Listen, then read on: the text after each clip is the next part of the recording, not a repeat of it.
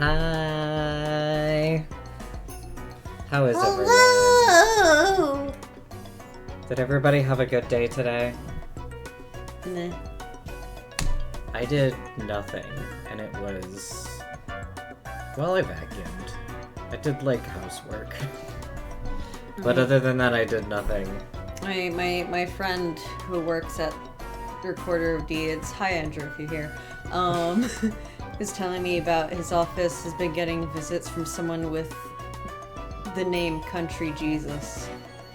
First name Country, last name Jesus? Yeah. Incredible.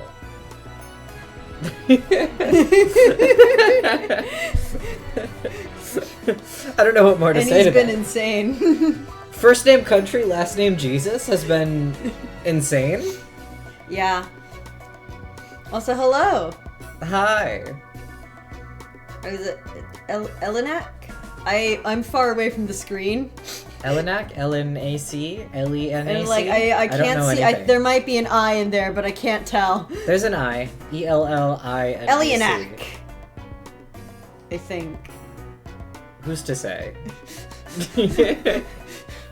Hi, regardless. I never learned how to read. I just like the shape of the letters. That's true. That's why we stream visual novels. Yeah, mostly. That's why I majored in creative writing in college. That's okay. I majored in editing, and I can barely write a coherent sentence. I majored in editing and publishing, and there's typos in probably 70% of my posts that I notice them, I just don't, past a certain point. I notice them after I post them, and I go, it's not worth fixing that. Unless it's in my art captions, and then I cry because it's always the version with the typo that takes off. That happened on one of my arts on Tumblr. I think now the version with the fixed typo is the one that has more notes. But the first burst of notes on one art that I posted on Tumblr a while ago was one that had a typo in the caption. Well, at least Tumblr lets you fix it. Tumblr lets you fix it, but it won't fix it on people's reblogs. Mm-hmm. If they reblog the version with the typo, it stays that way. Yep. I think it was just like an italics typo, like I had part of it italicized and part of it just like wasn't. Ridiculous. I was We're gonna have mad. to put you down for that. That's true. But yeah, I hope everyone's doing well. I'm excited for what we're getting to tonight. Really get into the meat of episode 6, I would say. Like a never closed parenthetical horror. I feel that. I love not closing. I've definitely done unclosed parentheses somewhat recently. I can't remember when, but I know I've done it in very recent memory. Or not closing your quotation marks or putting... I love to type a sentence that has like a quotation mark, a quoted phrase in it, and then edit the post and fuck up the quoted portion. Because I love to, like, I'll get done typing a sentence and decide I want to rephrase the entire thing and not, like, proofread it one more time before I fucking post it somewhere. Oh, I do that constantly. Which, again, majored in editing. Good job, Josh. But I do that a lot with anything with, like, quotation marks in it. I will fuck up what's inside the quotation marks routinely. And just, like, quote too much or too little. I just always leave out a fucking word somewhere. I've been known to do that. I have a habit of leaving in extra words. Like, I'll edit a sentence and not delete all the words I needed to delete, or I'll, like, insert a phrase between the wrong words.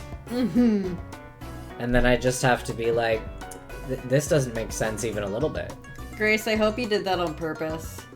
I have missed many important knots. God, no. I do that. I do that enough, and every single time I have forgotten a knot. or like the nt part of doesn't. Yeah. It haunts me. Yeah. I rush to fix it as fast as humanly possible. Oh my god. It's like that is something that could kill you. Yeah. It's at least like I at least like most of my like conversations that I have online at this point are like relatively private or with like a small circle of people, where it's like if I missed a knot, for the most part people would know that I didn't mean that, or they would like question it.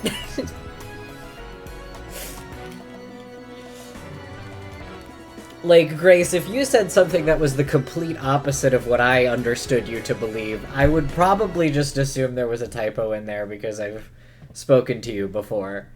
And I know how it is, but it's scary. You do hate Quark, that's true. Famously. Mm-hmm.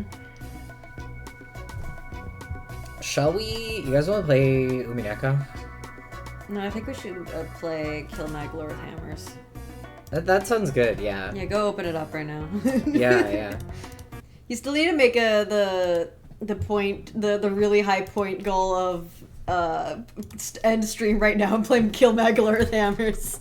Yeah. Oh, good news, I broke audio. Woo! Yay! That's great. Now you can close the game and open up Kill Magler with hammers. One sec, because this is a display capture, so let me... Oh. Uh-oh. Oh, Unscripted doesn't like that. It's... When the audio breaks, the whole thing, like, freaks out when you try to close it. It's great.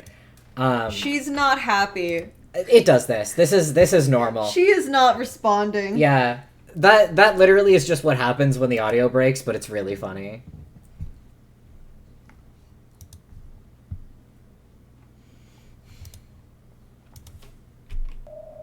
There we go. Wind, my good friend. No eagles. No seagulls. I forgot that eagles are a different bird. They are. It needs you to know this is a sound novel. Yeah, these are sound novels, not visual novels. Remember Crucially. that. I love how in Question Arcs we had a bunch of different saves, and this one we just have the one. Yeah. I did like one save per episode. I've given up on that here.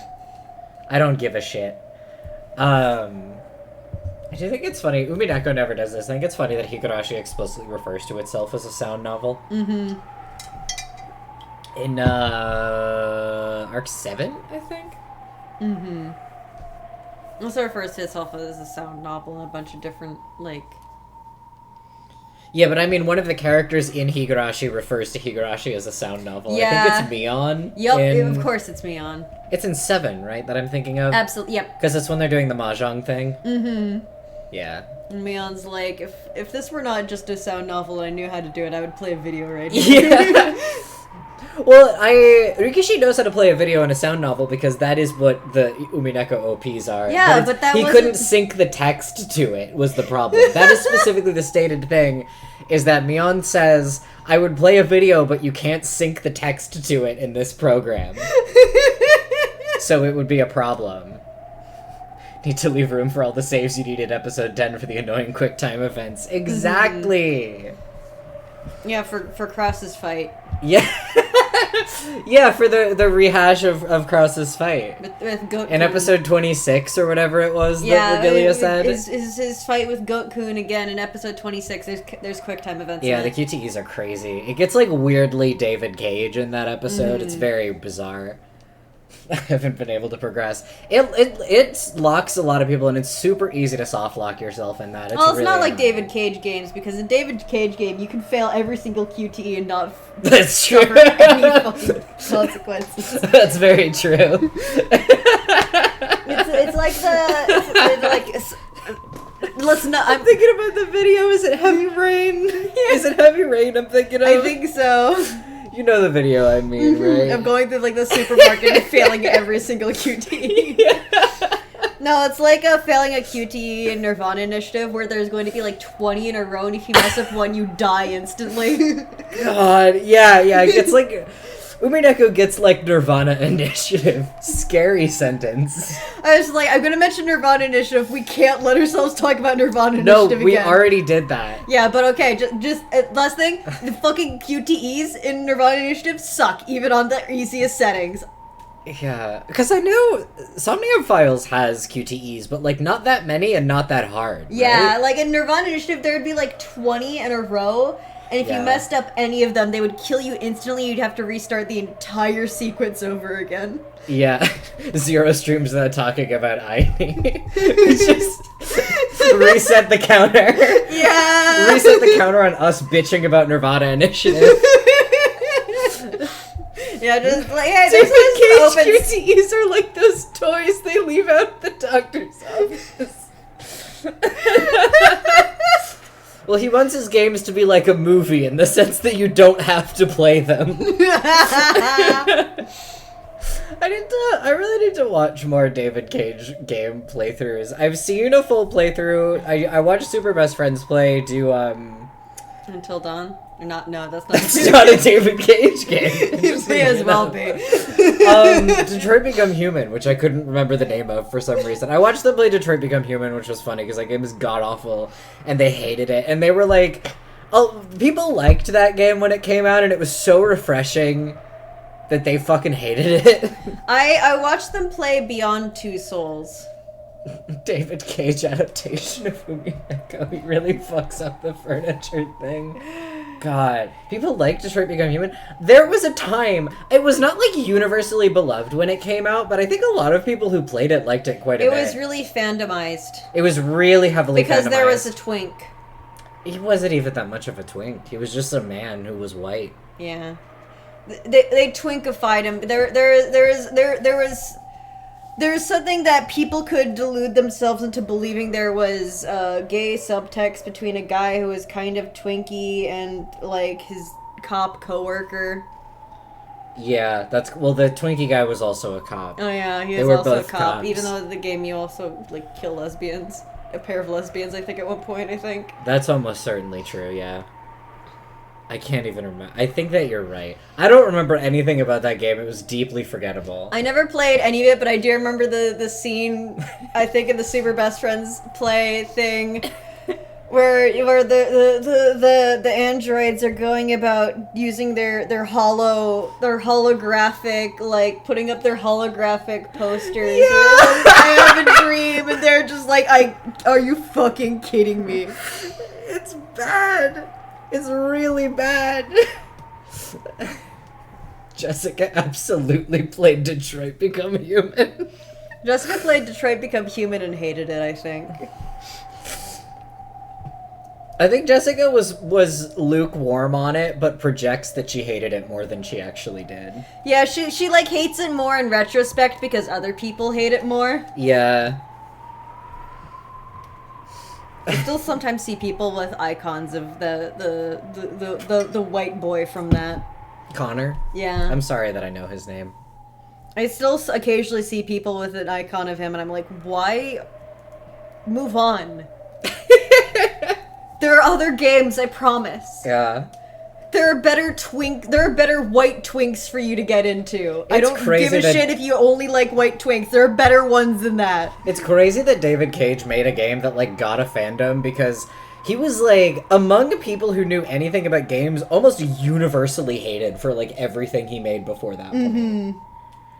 I never heard a good thing about Heavy Rain, other than that it was funny as shit and not on purpose. It's like one of the few games where the protagonist sleeps under the covers.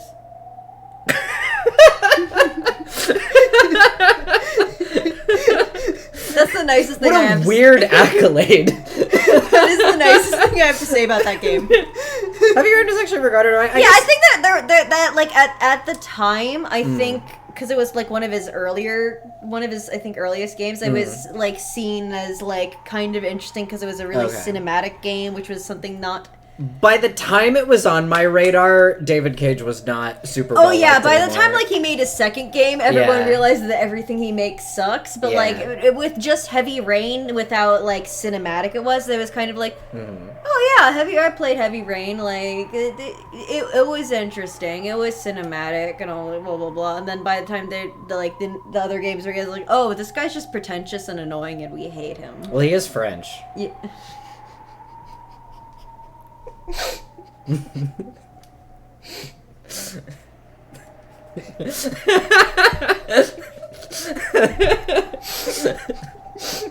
don't know why that got you so bad.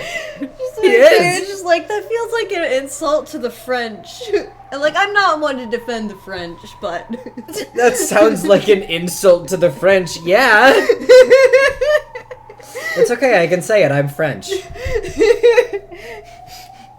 I'm sorry that you have something that you can relate to David Cage with. I'm not real French. I'm French Canadian. Is that worse? Probably. Is he like actually French? Yeah, he's French from France. Oh man. I think so. I'm pretty sure Quantic Dream is French. Cringe. Yeah. That's worse. Yeah, I believe that.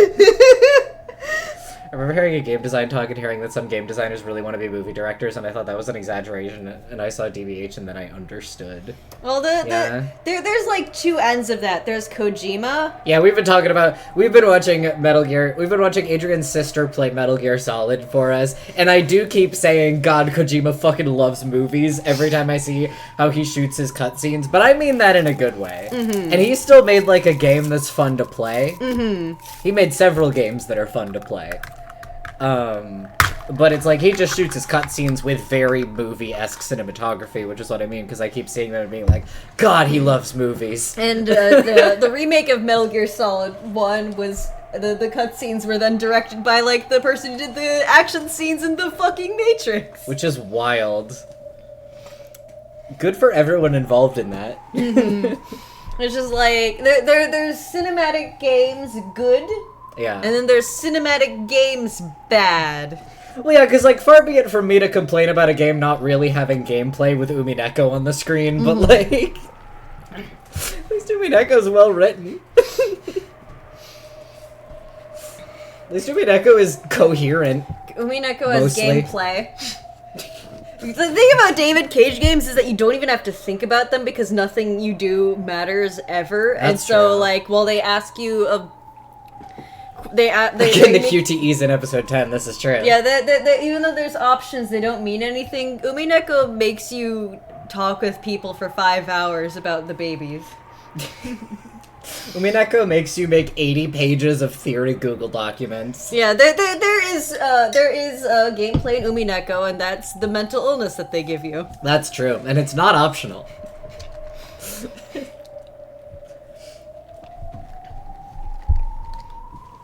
All right. Anyways, Canon, these are my thoughts on David Cage and Kojima. What do you think? There is also Golden Fantasia. I need to rewatch Super Best Friends also did play Golden Fantasia, which was great. Because they don't know... Watching people who don't know anything about Umineko play Golden Fantasia is one of my favorite things to do.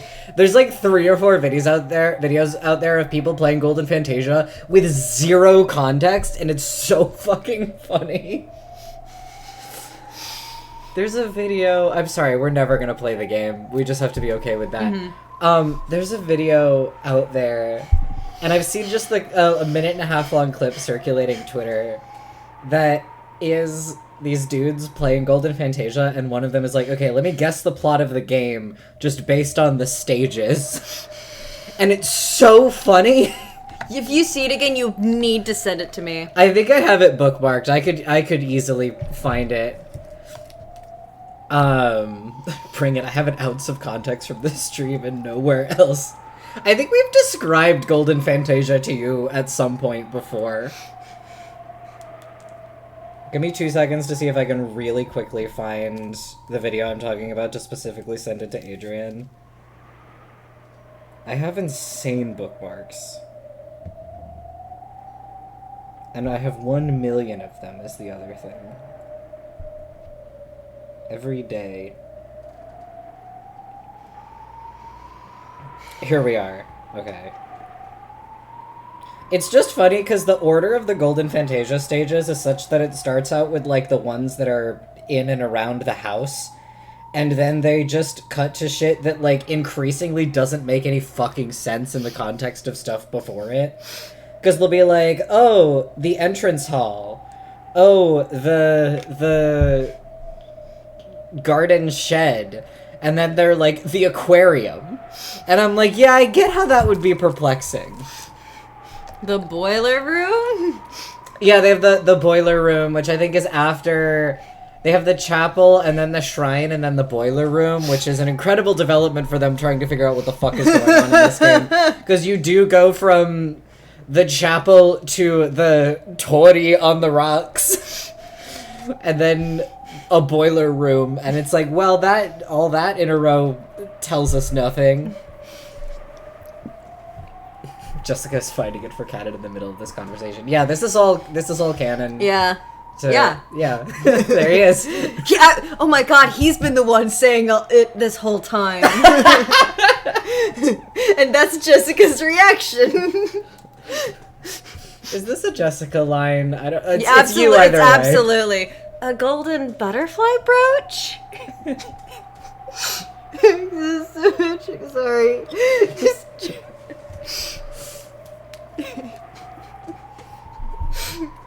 He saw Become Human and he was like, this will help. I'm gonna fucking die. He went to the mall with Shannon to buy his stupid little clothes, and he walked by a GameStop and he saw Detroit Become Human. He was like, maybe I need this. This is the worst Maybe thing this will that's help ever me. happened to me.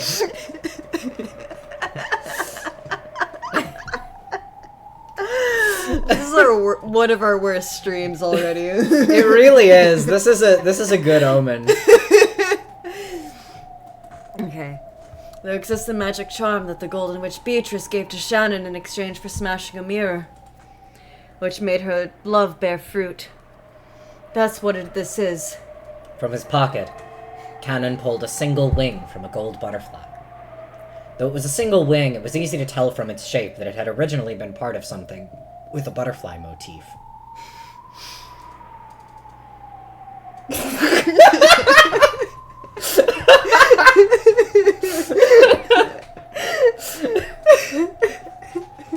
Sorry, Adrian showed me a really dumb post.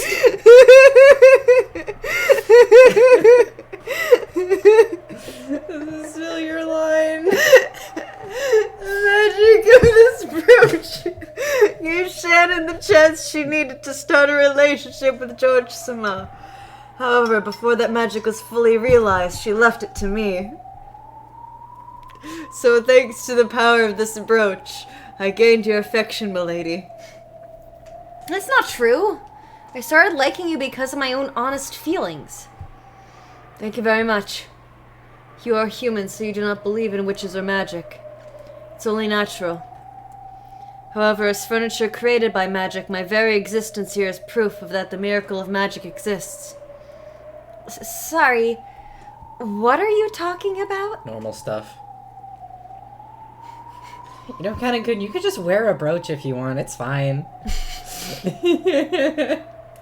Jessica tried to make sense of Cannon's words. However, she couldn't understand, and had to ask him to repeat it, wearing a stiff smile. Both Shannon and I need magic to succeed in love.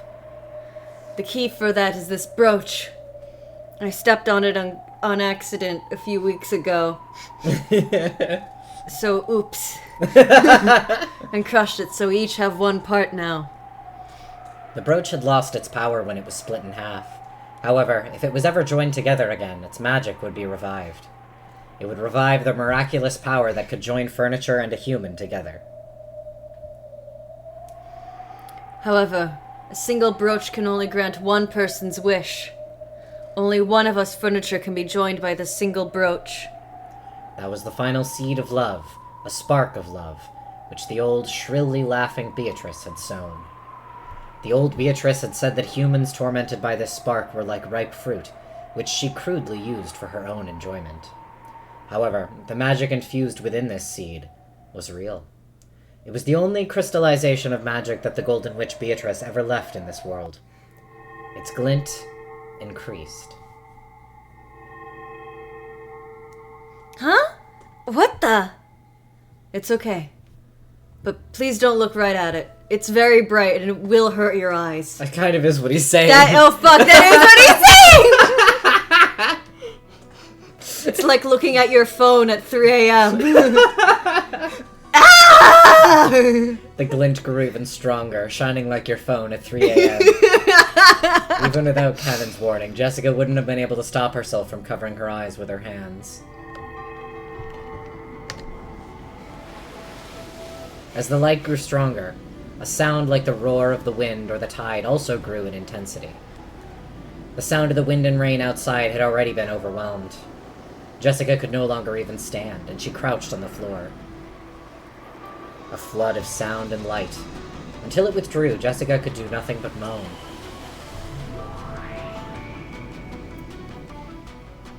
Hey, don't worry, but things are about to be really normal. It's so normal! The normalist. That was a weird voice break that just happened to me. I haven't squeaked like that in a long time. That's how you know how normal it's really about to be. Magic got me, that's true. Oh no, it's always good when we're here and Kumasawa's here. Come on, it's okay now, let's hurry! I straight up don't think it is, if I'm honest. I hope Father likes sweet foods. Let's all blow up. Let's explode. Oh, yes, he does like them.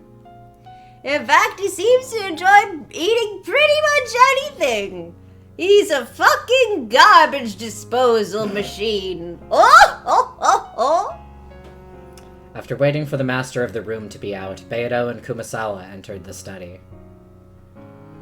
Then, they quickly cleaned up the books on the desk, set down the basket they had brought there, and opened it up. Inside were several cute cookies cut out in a butterfly shape. They set out a pretty plate and neatly arranged the cookies on it.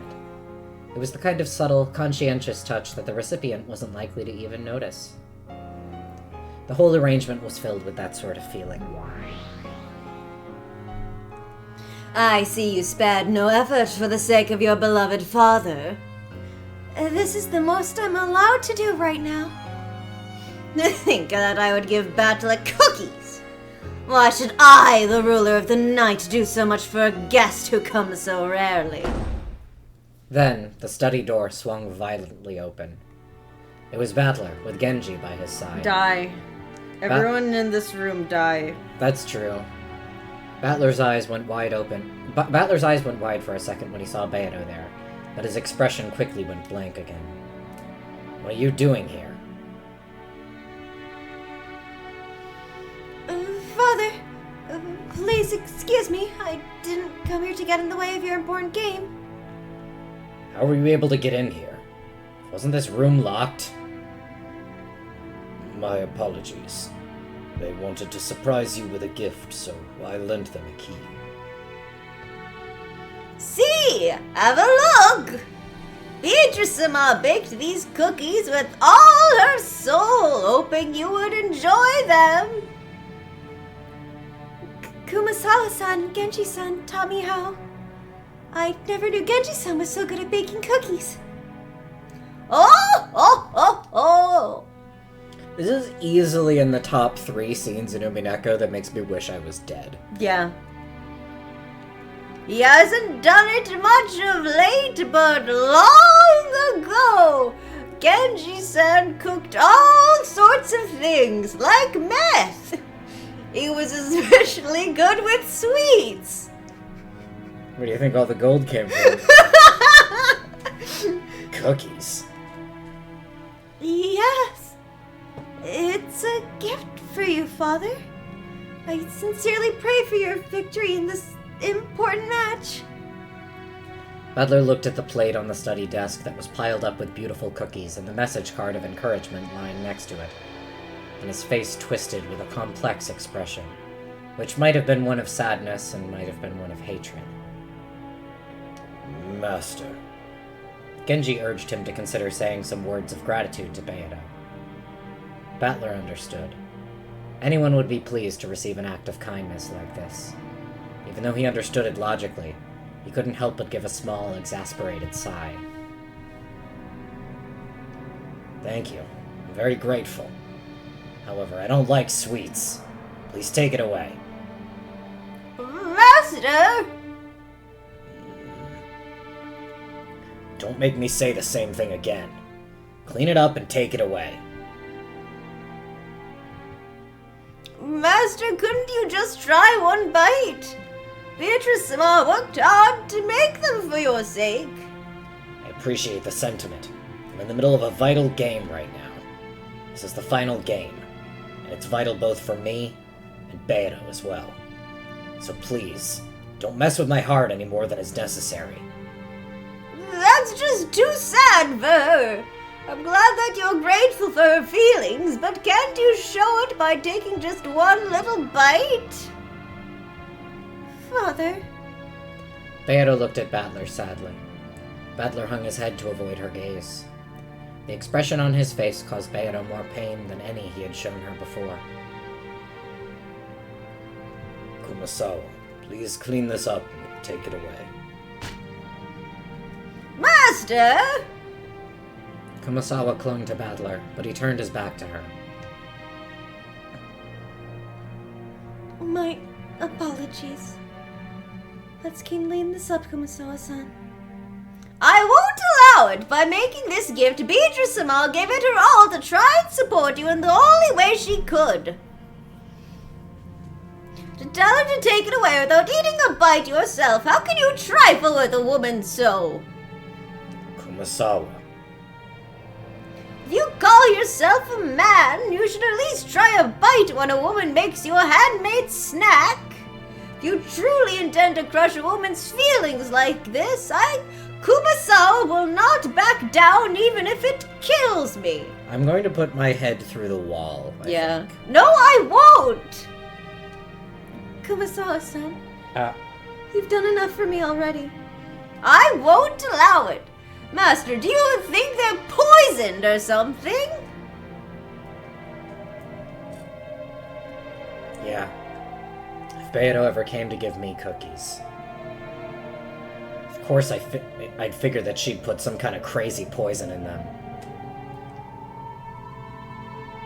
She's asking me if I think there's poison in these. I would expect that cookies piled up in such a neat and cute way could possibly have something bizarre hidden inside them. And anyway, who could possibly imagine Beidou making something like this? Because of that, Battler couldn't bear to look at Beidou's innocent reaction, which was completely free from any malicious thoughts like slipping poison into cookies. Beidou quietly started to clean up. Every now and then, she sniffled. Kumasawa continued to glare at Battler, but she then gave a small sigh and helped Beidou clean up. However, the hardness didn't disappear from her expression. My apologies, Father. Please excuse me. Don't call me that. Don't call me Father. Beidou never called me that. Yes, as you wish. My apologies. Hanging her head so low that her chin touched her chest, Beidou hurried out of the study. After giving Battler a look, Kumasawa chased after her. Kumasawa threw the door open a bit violently, and the footsteps of the pair rapidly disappeared off into the distance.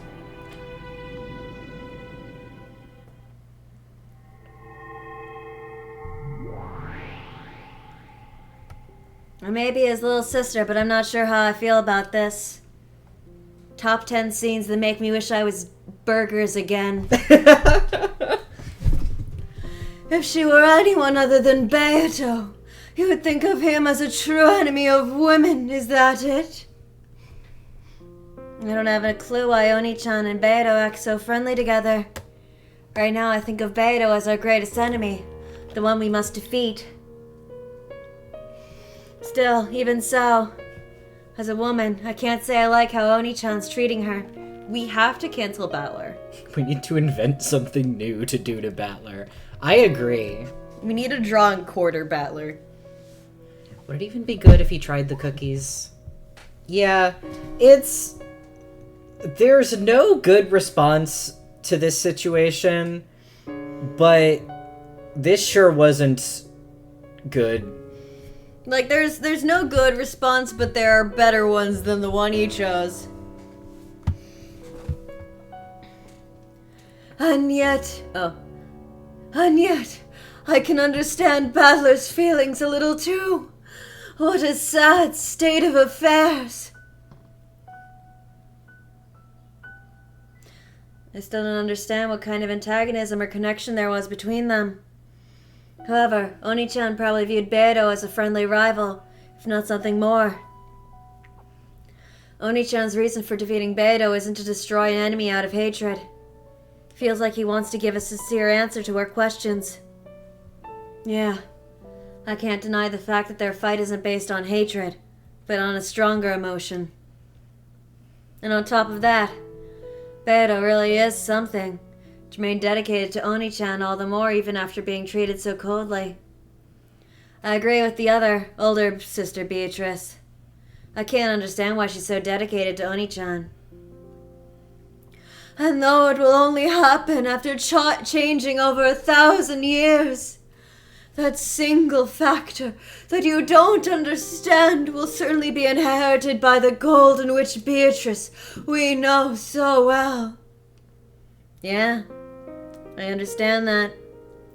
Learning about this Beidou will eventually teach us something about that Beidou. And I might be able to explain the greatest piece in this crazy game, if not the game board itself. Such a mysterious witch! Though she said those words, Featherin wore a confident smile on her face. Her sarcastic confidence, as though she already knew the answer, was unchanged. Someone get that toddling bitch a smoke! Beatrice. Okay, which one of you bitches? This must be NJ. Beatrice, I want to ask you something. I was gonna say, is she still in here? Yes? What would you like to know, Anjay-san? When NJ asked her question, Beidou, who had been reading a fragment book in the shadows of the library, jumped. Why do you call Ishimiya Battler father? Because he created the piece that I am? In that case, why are you so dedicated to Ishimiya Battler? Is there some rule that pieces must obey the creator that makes them? Zerka's redeemed to clean your damn tabs, if you have tabs. Or do you even have your iPad with you? It's over there. Oh. I'll close them later. Yeah. There is no such rule. I'll do it when there's a scene where I'm not every single character. That's true. A piece is like a tool, or perhaps a knife. When used skillfully by the game master, they can be quite useful. However, if you use them incorrectly, they can hurt you as well. Also, hi Zerk. Whether a tool is used as a tool or a weapon, that has nothing to do with the tool's own will. Oh, this whole paragraph is interesting. It is merely the result. This character is normal, as you can see by her appearance. She's literally regular. In that case, why are you so dedicated to Oni-chan? It's almost as though that's your goal as a piece. Yes. That is the goal that gave birth to me. Did Oni-chan, the one who gave birth to you, give you that goal? Remember when y'all said you only wanted to stream up to, like, Chapter 3? I remember when we said we were only doing Chapter 1. Yup. That's not it. As the game master, Battler merely set a piece with that roll on the board. You said game bastard. Which I'm not making fun of you for. put it... Game As bastard. the game bastard. Which he is.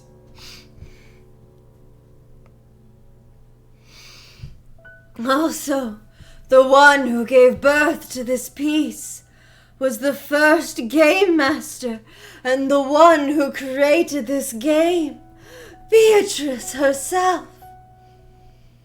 This is getting confusing. You know, Anjay, if it's only just now getting confusing, then you're actually doing pretty well. In other words, you keep calling Oni-chan father, but he's not actually your father. You're just calling him that affectionately because you feel obligated to devote yourself to him. Yes. I think that's true. Father was the one who placed me on the game board. If he hadn't, my piece wouldn't have never had a turn. So the fact that I exist here right now and I'm able to devote myself to my goal is all thanks to Father. I see. So that's why it makes sense for you to call him Father. In that case, who told you to devote yourself to Oni-chan? That must have been the first game master, Beidou herself.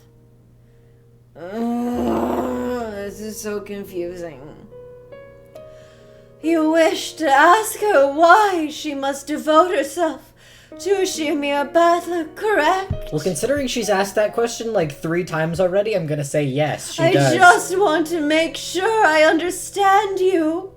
I cannot tell. However, she cannot give you that answer. I forgore. I am very old. I am 1 trillion years old. She is a trillion years old. She was given nothing but that goal itself. Only the person who gave her that goal knows the reasons for why they did so.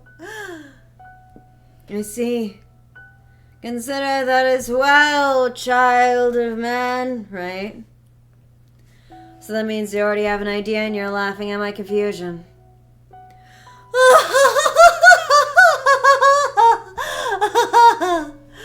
You really are just perfect for my Miko.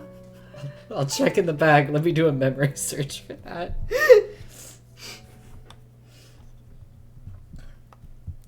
I will do anything for Father. My existence will bring Father happiness. This sprite causes me physical pain to see. Never feels good when this sprite is here. She, like, I know what you mean, but I look at her and I feel like Wii Shop music is just playing in her brain and that's it. Well, that's the thing, the vacantness of her expression is very haunting. Mm-hmm. The fact that it looks like Wii Shop music is playing in her brain is what makes it so upsetting. Yeah. But it's a smile. That is my greatest pleasure. And... At that point, Beidou hesitated. And what? Yes. And if I could one day have Father acknowledge my efforts, it would be my greatest joy.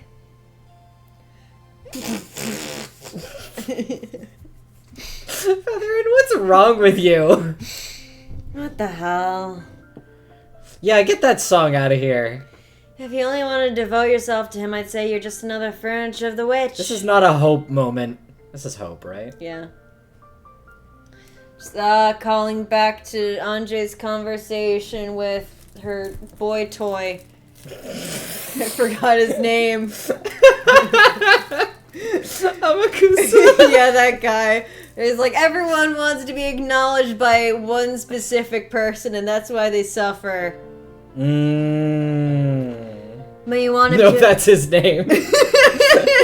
Yeah, first name boy, last name toy. She makes him change his name to that, and he does it. But you want him to acknowledge your efforts.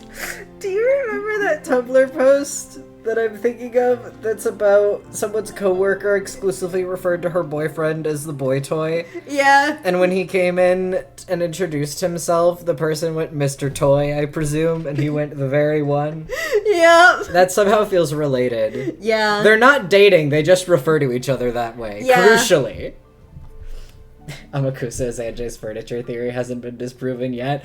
Probably top 3 blue truths of yours to me is Amakusa's furniture. I think about that so much because you're right, it hasn't. That's less like furniture and more like... Anjay stopped mid-sentence. That's less like furniture and more like you're just a girl who loves Oni-chan. I don't get it. The driving force behind this Beidou is that of a girl who adores Oni-chan. Then what does that make her? If the first Beidou liked Oni-chan, then she should have adored him and devoted herself to him directly. Why would she create a piece of herself, a separate entity to do it? Why indeed? As it stands, even if she does attract Oni-chan's attention, it'll be towards the piece version of herself, not the creator who made that piece. If I ever like someone, I'll probably want to do things for them. But of course, I'd want to do those things myself. And just like, how could someone be in love with Battler? I don't get it. After all, I would want him to notice me. It's a love that'll always go unrewarded, no matter how devoted she is. She's doing that out of her own free will. Beidou's actions look no different from those of an average girl in love. She's devotedly doing all she can for him, dreaming that her kindness will eventually be acknowledged. Why would Beidou create a piece like this? Maybe putting it in romantic terms is a bit too confusing. Let's try using food as an example. Burgers. Those would be as pointless as creating a piece-to-eat food for you. No matter how much food your piece eats on your behalf, you won't get any less hungry, right? You're the one who wants to eat. There's no reason to have a piece do that in your place. For most jobs in the world, you can get someone else to do it for you. However, with love and food alone, there can never be any point to letting another person do it in your place. I don't think that those are the only two things. Yeah, I have someone else sleep for me on my behalf, and I've never been tired. That's right. It's just love and food, it's nothing else. Yup. This Beidou was created as a piece because of an impossible reason. Though at a glance she's just like a normal girl. The more I know about her, the less I understand. She's like an imaginary number. Father hates it when I call him Father. And the me that Father desires didn't call him by that name either. Right. The former you spoke to everyone without even using honorifics. Wow, I was rude as hell. However, simply possessing that knowledge doesn't mean I can refer to Father quite that informally. An interesting note that also didn't come across in translation directly is that Chick Beidou also uses a different first-person pronoun than Beatrice ever did. Mm-hmm. Beatrice, What, talk, or what? She didn't use watashi, she used warawa, which is it's kind of like, it's a very old, very aristocratic pronoun. It's like, no one says that anymore. It has a very kind of dated sound to it. Where I believe Chick Beidou just uses a very standard watashi, if I recall correctly. Which is, I think, part of why she gets translated as sounding much more polite. Mm-hmm. I imagine she also uses more polite speech than Beidou did. But it's just an intriguing difference that's it's very immediate. I think elder sister Beatrice uses warawa. If she doesn't, I would be surprised. If I had to guess. Hi, Savannah! Hi, Savannah! And also have fun. Yeah, we're a million years into this and it will make no sense at this point. But that's how it is. But thanks for stopping by. I think she's using the same one she used when she asked, "Who am I?" Ooh. Oh, that's interesting if true. That makes sense. That's fitting. Yeah. Teehee. I'd like to give it my all and start by calling him Battler-san. I'm surprised you haven't gone discouraged after being treated so coldly. Battler-san is in the middle of an important game right now. His opponent is the formidable Lady Erica, piece of the great Lady Burncastle. It's no surprise that he was in a bad mood when I stepped in at a delicate moment in his game, just as it was starting to reach a critical point. Is it a delicate moment in this game? We've spent a collective 10 minutes on the island, it feels like.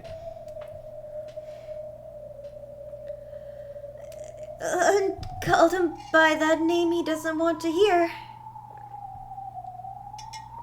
Apparently, Beato still wanted to devote herself to Battler, even after being treated in such a cold manner. Though to an outsider it might look as though she's being snubbed, it doesn't faze her at all. Rare correct use of the word phase. Correct spelling. It truly is. Doesn't phase through her at all. It's just a lot of things use the wrong phase, and this is the correct one. It truly is the blindness of a girl in love.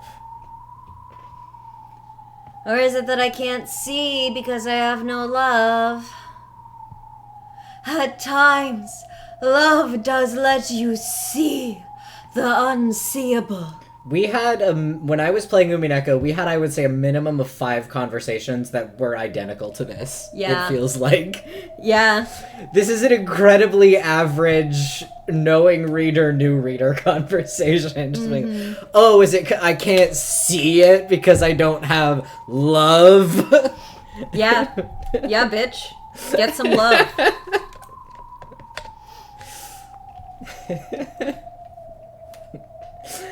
I love their dynamic and how unbelievably accurate it is to somebody who's read Umineko before versus somebody new to it.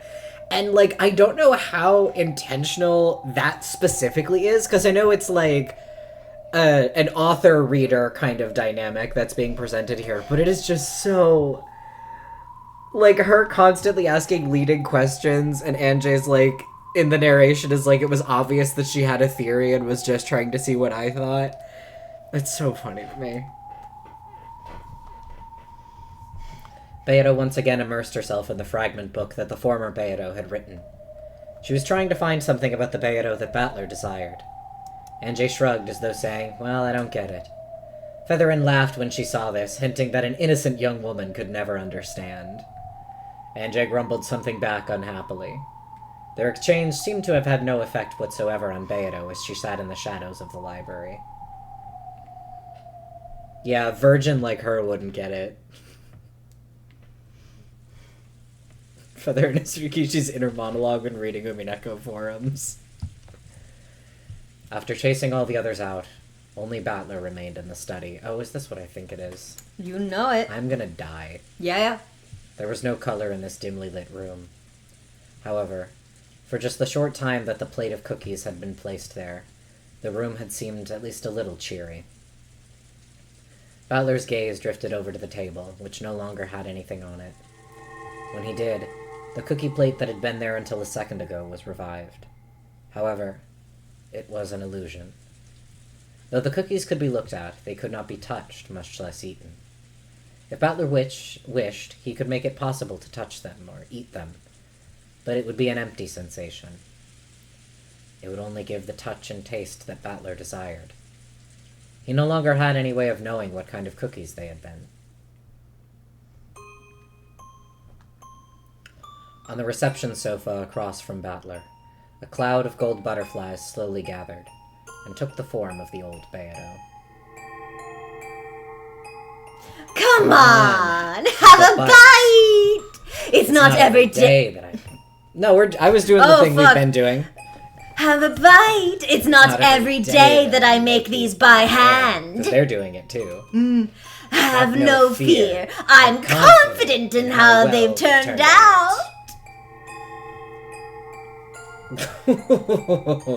I can't do both of those at the same time.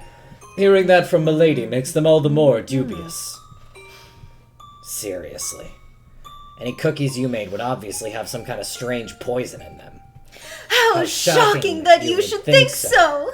Even if I did put something in, it'd be no worse than the kind that does this and that to your other thing.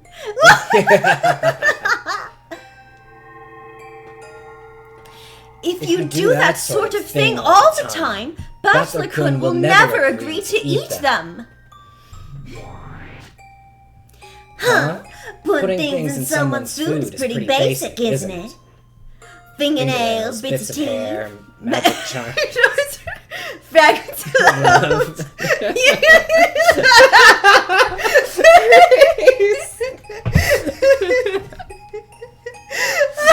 God. I said something way more fucked up. You did. You said bits of teeth. What would you people put in? Yes, ma'am. I wouldn't put anything in them. I just eat them all myself. Obviously. Do you have to be so predictable? Well, they said a girl's gotta grab all by through sex. The first one's the stomach, right? Next comes the wallet. And what was the third one again? If I could catch a guy's attention, I'd want to make him sacrifice his body, heart, and soul to me. That's why I pour all my power and affection into my cooking. In any event, making someone eat your food is probably a frontal attack that's gone unchanged through the ages. Ridiculous. How pathetic to think you couldn't grasp a single man's heart without relying on simple tricks. Oh, are you saying you've succeeded in grasping a man's heart, One-sama? Badler, there's nothing weird in it, so have a bite. Don't you think you'll ever get a chance to eat my handmade cookies again, Star? There probably won't be another chance. I slowly stretched out my hand to the illusion of the cookie plate and touched it.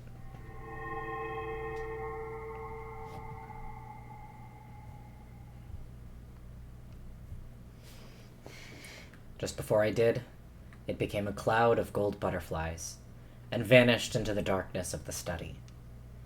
The illusions of Runaway and Virgilia also disappeared. However, the illusion of Beato alone still remained on the sofa. What about Gop? Nope. Gop's still there. And all 7 of the sisters. Yeah, they're just all hanging out by the side. They're on their coffee break now. Thank you, Grace. Bye! She's not leaving. She just said it was good. Oh, okay. I thought she was like... Oh, yeah. Because she leaves in the middle, and I get sad. No,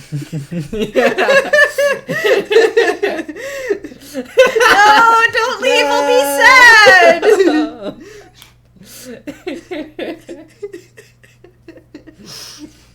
Come back. Okay, they're not doing double quotes anymore, so Okay. you can read normal style. Is there something not to your liking? Are you trying to force me to say it out loud? The more this new me differs from the form you wished for, the more you're reminded that I can never be revived again. Correct.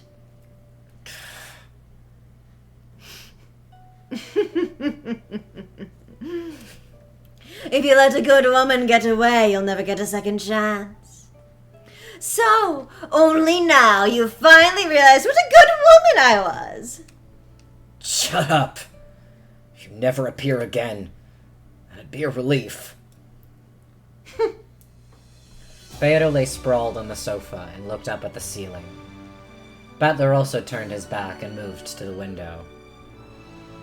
For a while, there was silence. Oh no, Grace is left. Oh no, Grace left to go play Golden Fantasia. This is so sad. I hope you're beating George Beato again, or whatever the storyline was you were telling me about yesterday. This is a Higurashi-ass song. With the piano Yeah, like the arpeggios start of and that is like, wait, is this? Wait, no, it's not. It's not, because this is the Hope motif. But specifically the piano arpeggios are very, very like the Higurashi Dai tracks. It's very Dear You, yeah. I bet it was on purpose. Dai was the one who did Dear You and all the like piano ones, right? I don't remember. I do not know the Higurashi soundtrack as well. Because I know like a bunch of the future Umineko composers were on Higurashi, because I think even like ZTS did a couple of Higurashi tracks. But I know Dai is the one I think who famously allegedly emailed him and was like, "You gotta stop using this royalty-free music. I will compose for you." Your writing is amazing. Please let me give you a good fucking soundtrack. I can't stand this. I can't live like this.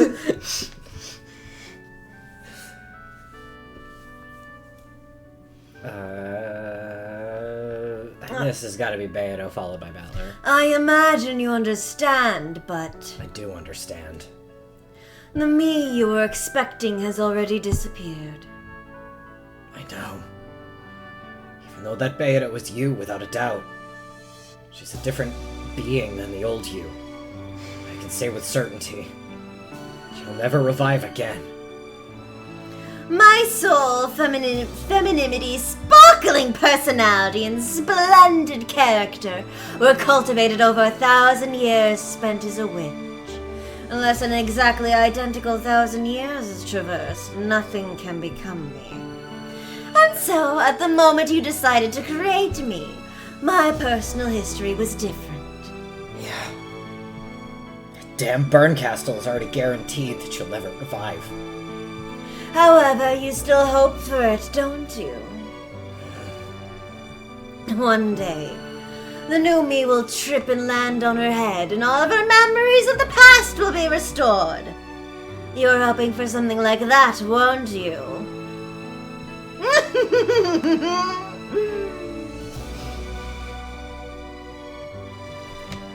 A delusional plot like that wouldn't even pass in a light novel these days. Shut up. In the past, you also waited for me to remember and take notice. Then, what is it? Does this mean that our relationship is exactly the opposite of how it once was?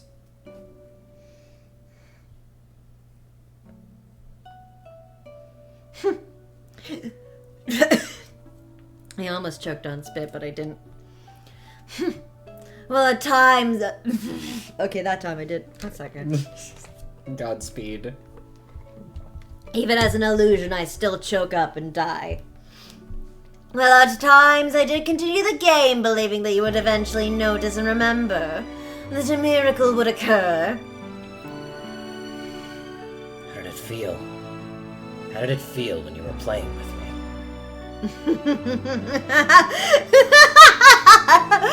As they say, look inside your own heart. It hurts. If only she didn't look so much like you. I would have kept my cool a little better. Grace, I missed you so much. I cried for 1,000 times. He almost died. Yeah. Because you were gone. Yeah, I almost died. Because I was so sad you were gone. Yeah, he was all choked up. Sobbing and crying and choking and dying. That's true. Well, do as you wish. In the past, I toyed with you and tormented you. Now's your chance for revenge against me. The new me will just wander about nervously ignorant of everything. You may boil her or burn her as you see fit. Perhaps in doing so will ease your old hatred. What if it was you? It'd probably make me feel a lot better. But that Beato isn't you. If it isn't me, who is it? It's someone very much like you, but not you. But even so, She most certainly is me. True. She is you. At the same time, she's a different person. Get this woman a true. In that case, the new me really has it rough. She's being treated like a plaything in my place. How truly pitiable. You guys think there might be any themes or metaphors in this episode? They've quickly realized that this was some sort of theme. It's just being really subtle about it, and it's just so hard to tell.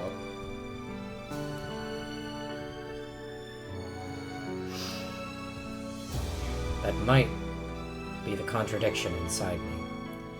The new Beato seems like a different person, so I can't accept her.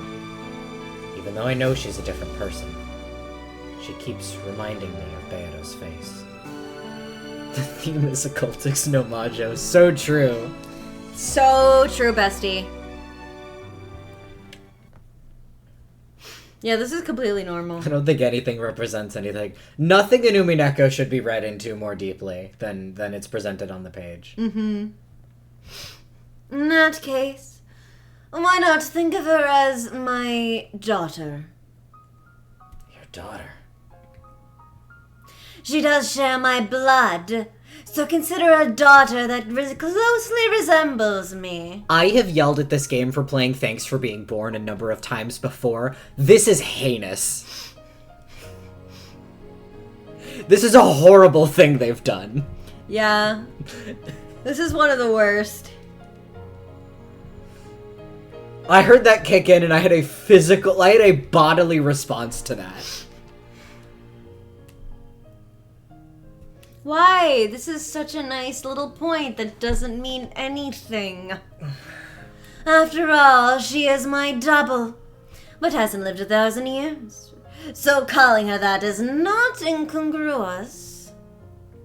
True. Imagine that I have died, left behind a daughter, and entrusted her to you. Won't it become a little easier to deal with her in that way?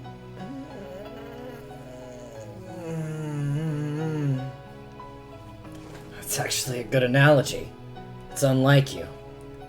Do not jest. That is my daughter. She was the child I left behind after my death. You are free to press my likeness upon her. You may also let loose your pent-up resentment on her in my place. I'm going to remove the skin from my body. Making her bear my sins and torturing her as you please may calm your grudge. If that doesn't match your tastes, you can also guide her down the right path, so that she does not end up on the inhumane road that I have tread. She was made to devote herself to you since the moment of her birth.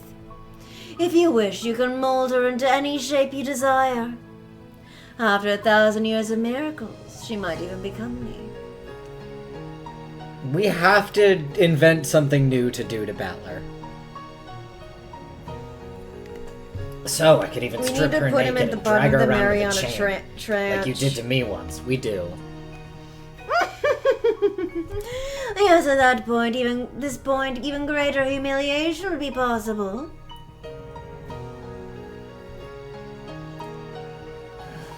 So, she is your double and your daughter.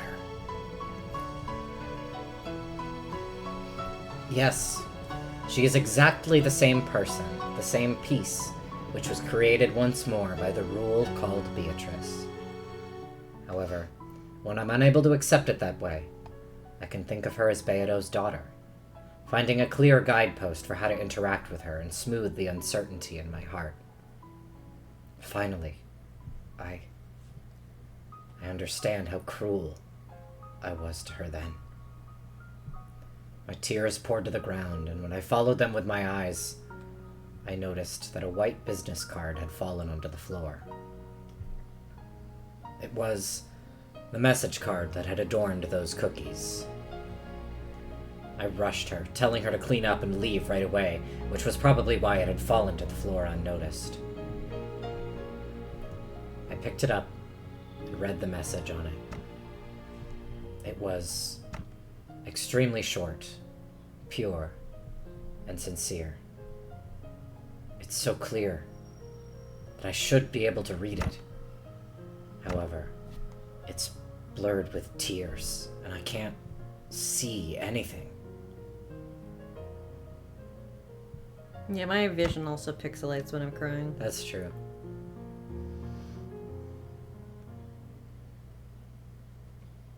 Yeah, I love that it's not even Genji or Kumasawa having that conversation with him. Isn't that interesting? Purple. That's purple. Is this a new background? Nah. Where have we seen this before? Earlier this episode? I do not remember. There's no way in hell this comes up before this episode. The flood of light and sound slowly dissipated. Oh, I just remembered where we are. The silence that followed was not interrupted even by the sound of wind and rain outside that had once been present. I love when Steam is weird and has my friends reopen their games and my notifications. That's so beautiful. Both Jessica and George timidly opened their eyes. Where in the world is this? It was a strange room they had never seen before. Welcome to Boston. It looked like a Western-style smoking room. Its furnishings were stylish and expensive. It felt like the room of some dignified person. There was a set of black tea on the table, as well as a chessboard which seemed to be halfway through a game. However, there was something strangely out of place. The black and white checkerboard pattern made it feel like chess, but it looked like a very similar yet totally different game that no one knew of. And similar to how it both looked like chess and not like chess, the furnishings of this room, no, the room itself, though it seemed like a Western smoking room, it also felt like something completely different. Oh my god, Boston. That's like the same as Detroit, right? Is this what you were talking about, Captain? Just, where is this place? Downtown Boston? Jessica-chan and Cannon-kun. And Shannon? Where's Shannon? Hi. Is that the read? Yep. And I am here, milady, George-sama. We apologize for bringing you to a place like this. Boston. Welcome to downtown Boston. What on earth is going on? Just when Shannon took out something that looked like a butterfly wing, and it started shining. And the same thing happened to me. Cannon-kun took out this gold butterfly brooch thing and it started to sparkle and... My apologies, Jessica-chan. What the fuck are you talking about?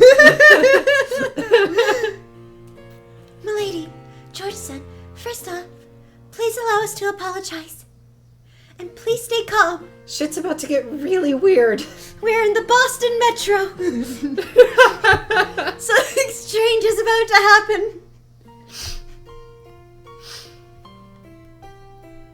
That strange thing will probably test us. Test us? Do you mean that trial you were just talking about, that we had to overcome if we wanted to be together? Is that it? Trial? I haven't explained it to you yet, my lady. Sorry, I got carried away talking about Detroit becoming human. My apologies. I hate that this is logically consistent. This sucks. But please, if your words just a second ago were the truth, please lend me your strength. I will give it everything I've got, so please. I don't understand a thing that's been happening. Do you know something, Georgie-san? A bit. I'm just as surprised as you by what's happening now. I never thought we'd end up in downtown Boston. However, if they're saying that this is an unavoidable trial and that we're essential for it, I intend to take on whatever may come. A trial? Cannon-kun, The brooch. It's pronounced brooch. The two of them brought the two halves of the broken golden butterfly brooch closer to each other. As they grew closer, the strength of their bright yellow radiance increased. It fogged up his glasses. It's like when you take a picture of with the flash on of someone with glasses. Yeah. Me opening the oven. Yeah. Jessica-chan, I want you to prepare your heart as well. I am already prepared. What the fuck are you talking about? I don't have a clue. What the hell's going on? It's a trial. A test for a pair of those who love each other. Huh? George spoke those awkward-seeming words quickly and easily. It was such an embarrassing line that Jessica couldn't help turning red, but the expression on George's face, which was so serious that it was almost grim, forced her to tense up as well.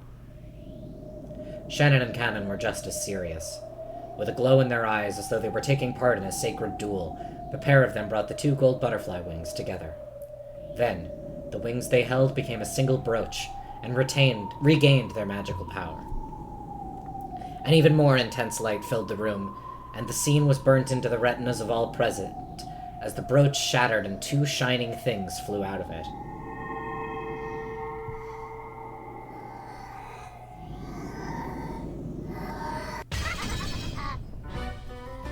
People live for the sake of love. Yes, this world is love itself. Oh, how great is the power of love! Love is everything there is! Suddenly, the voices of two people they had never heard before rang out. What was it? Who were they? The blowjob brothers of unknown gender. George and Jessica nervously opened their eyes. The blowjob brothers, When they did. Gender ambiguous. When they did, they saw that two chuckle fucks had appeared there, almost as though the two halves of the brooch had become them. Hey, that's weird, Feather. What are we doing in a place like this?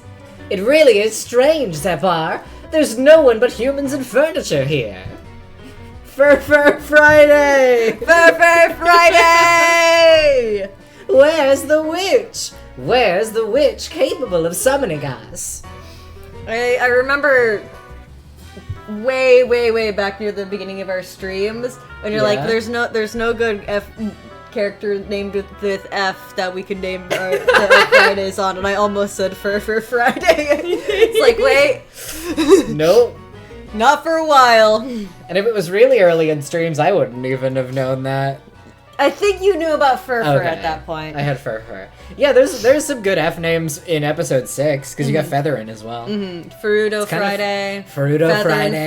Fur Friday. So many. Feather Friday. Yeah.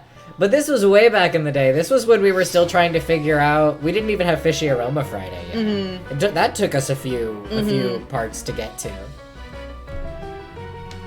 We remember the name of the witch who was of the contract really well, don't we? Let's try calling it out, Fur. Yes, you're right, Zephyr. We know the name of the witch of the contract, the Golden Witch. Then let's try calling her Beatrice!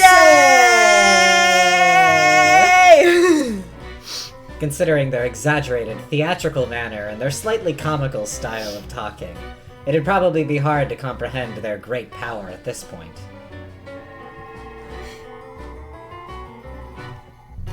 The song's a bop. Two of them. These two have a character song, and it's just a lyrical version of this song. Oh, fuck yeah. Kina no Kaori, I think is the name of the track. 1 second. Do they have profiles yet? Of course they don't, because this game hates me. They should! They have names! It's not like they're spelled in any interesting way. It's just Zepharu and Furufuru in katakana, I'm pretty sure. Furufuru. Furufuru, I think, anyway. That's such a fun word to say. Yeah. I know from quote retweets of their reveal, or the teaser of their costumes for the episode 6 stage play, that people refer to them collectively in Japanese as, I think, Zeppafuru. Zeppafuru? which automated, like, Google Translate had a time with. Trying to figure out what the fuck people were talking about. When the two demons called Beatrice's name, a cyclone of gold butterflies picked up throughout the room. Then it took the form of two golden witches. Oh, there are two Beatrices! Well, there are two of us as well! Why shouldn't there be two Beatrices every now and then? This is my double and my little sister. We too are the same and as a single person. Please. Zephyr is a character in Rikishi's harem manga. I vaguely heard of this now that you mention it. I've seen Zephyr on the wiki. I haven't. I'm gonna look them up.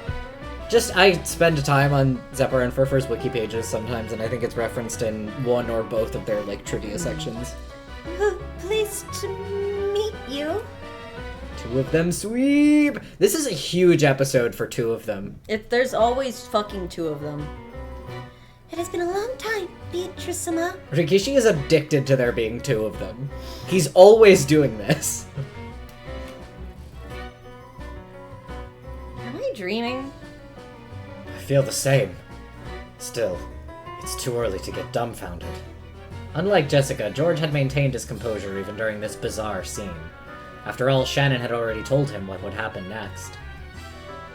Demons of the contract, it has been too long! Zephyr, and you too, Furfur. Now we got profiles, baby! Zephyr, one of the 72 great demons, controls love and tests others through trials. Zephyr bestows an ultimate defensive barrier of immortality upon the maker of the contract, giving them enough courage to unflinchingly face any wounds love might cause. A hunter of love who likes and preys upon tame boys. Is of a different gender than Furfur. Furfur, one of the 72 great demons, controls love and tests others through trials. Furfur bestows endless, inexhaustible offensive power upon the maker of the contract, giving them enough courage to fearlessly overcome any barriers to their love. A trainer of love who teaches tame boys the taste of flesh. Is of a different gender than Zephyr. Which ones? Don't even worry about it. Yeah, don't worry about what gender is this one? Different from the other one. So one of them, okay, they both go after tame boys, but in a different way. Mm-hmm. Don't even worry about it. Also, I love how they're literally unstoppable force meets Immovable object? Yeah. Yeah. Ah, long time no see! You seem to both be in high spirits as always! But what a cute little sister you have!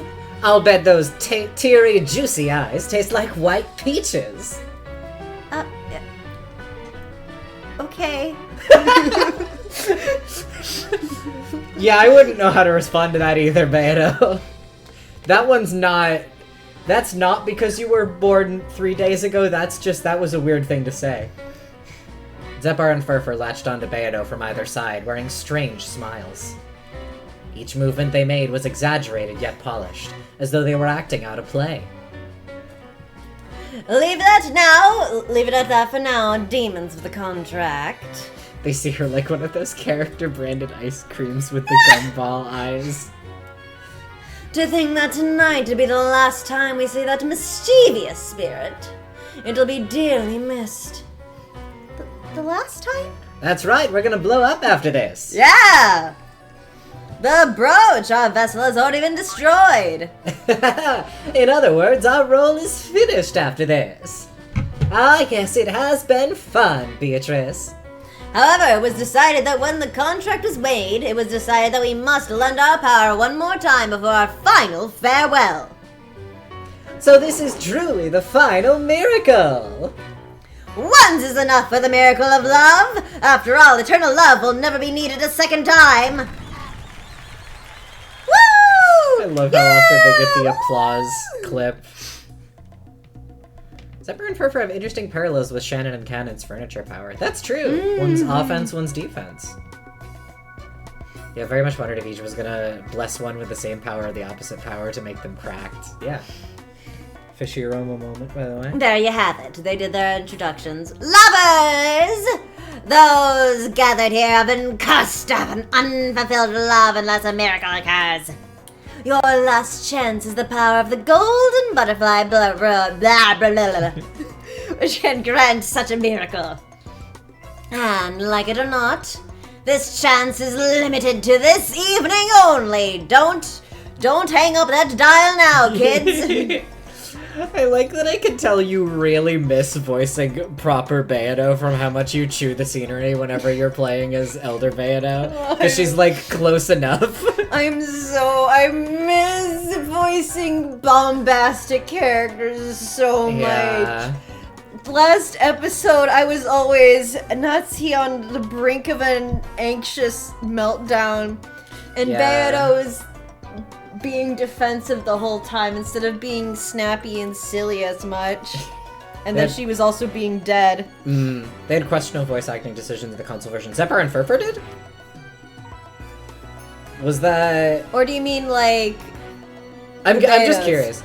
Yeah, because I know Zephyr and Furfur they sound very different in the console version, which is interesting because almost nobody who voices them in, like, a playthrough does anything different.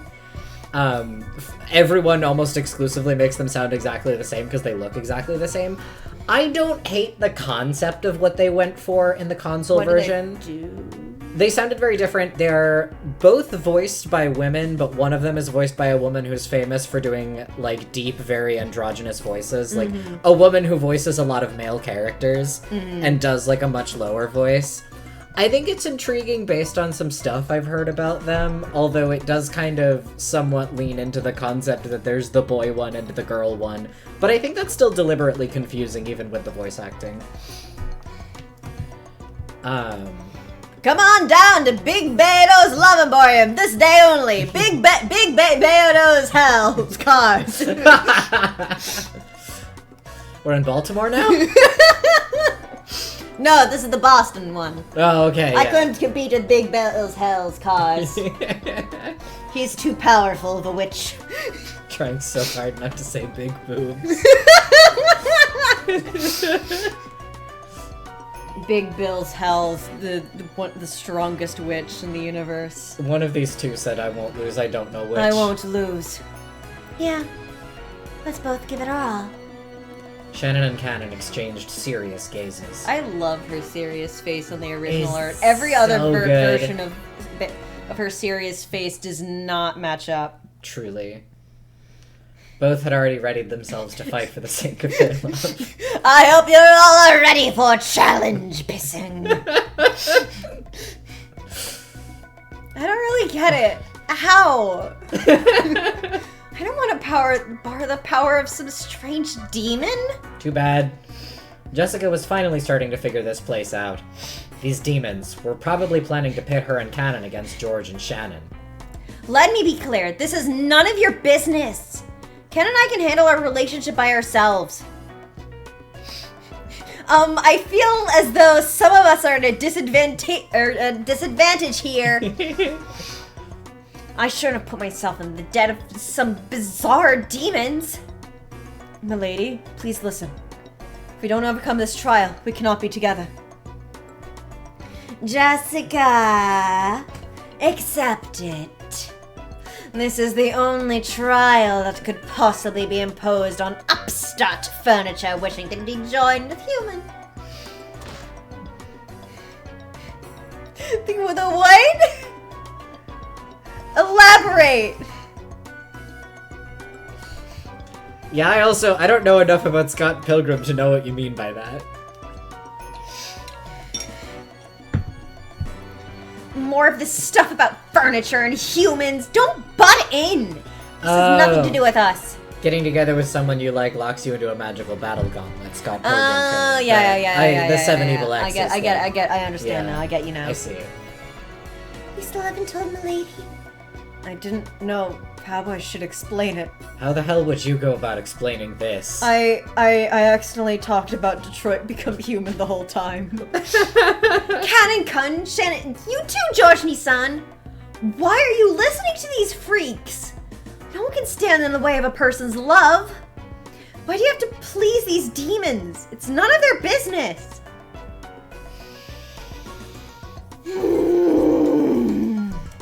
Well, it It seems he has quite a troublesome blockhead among us.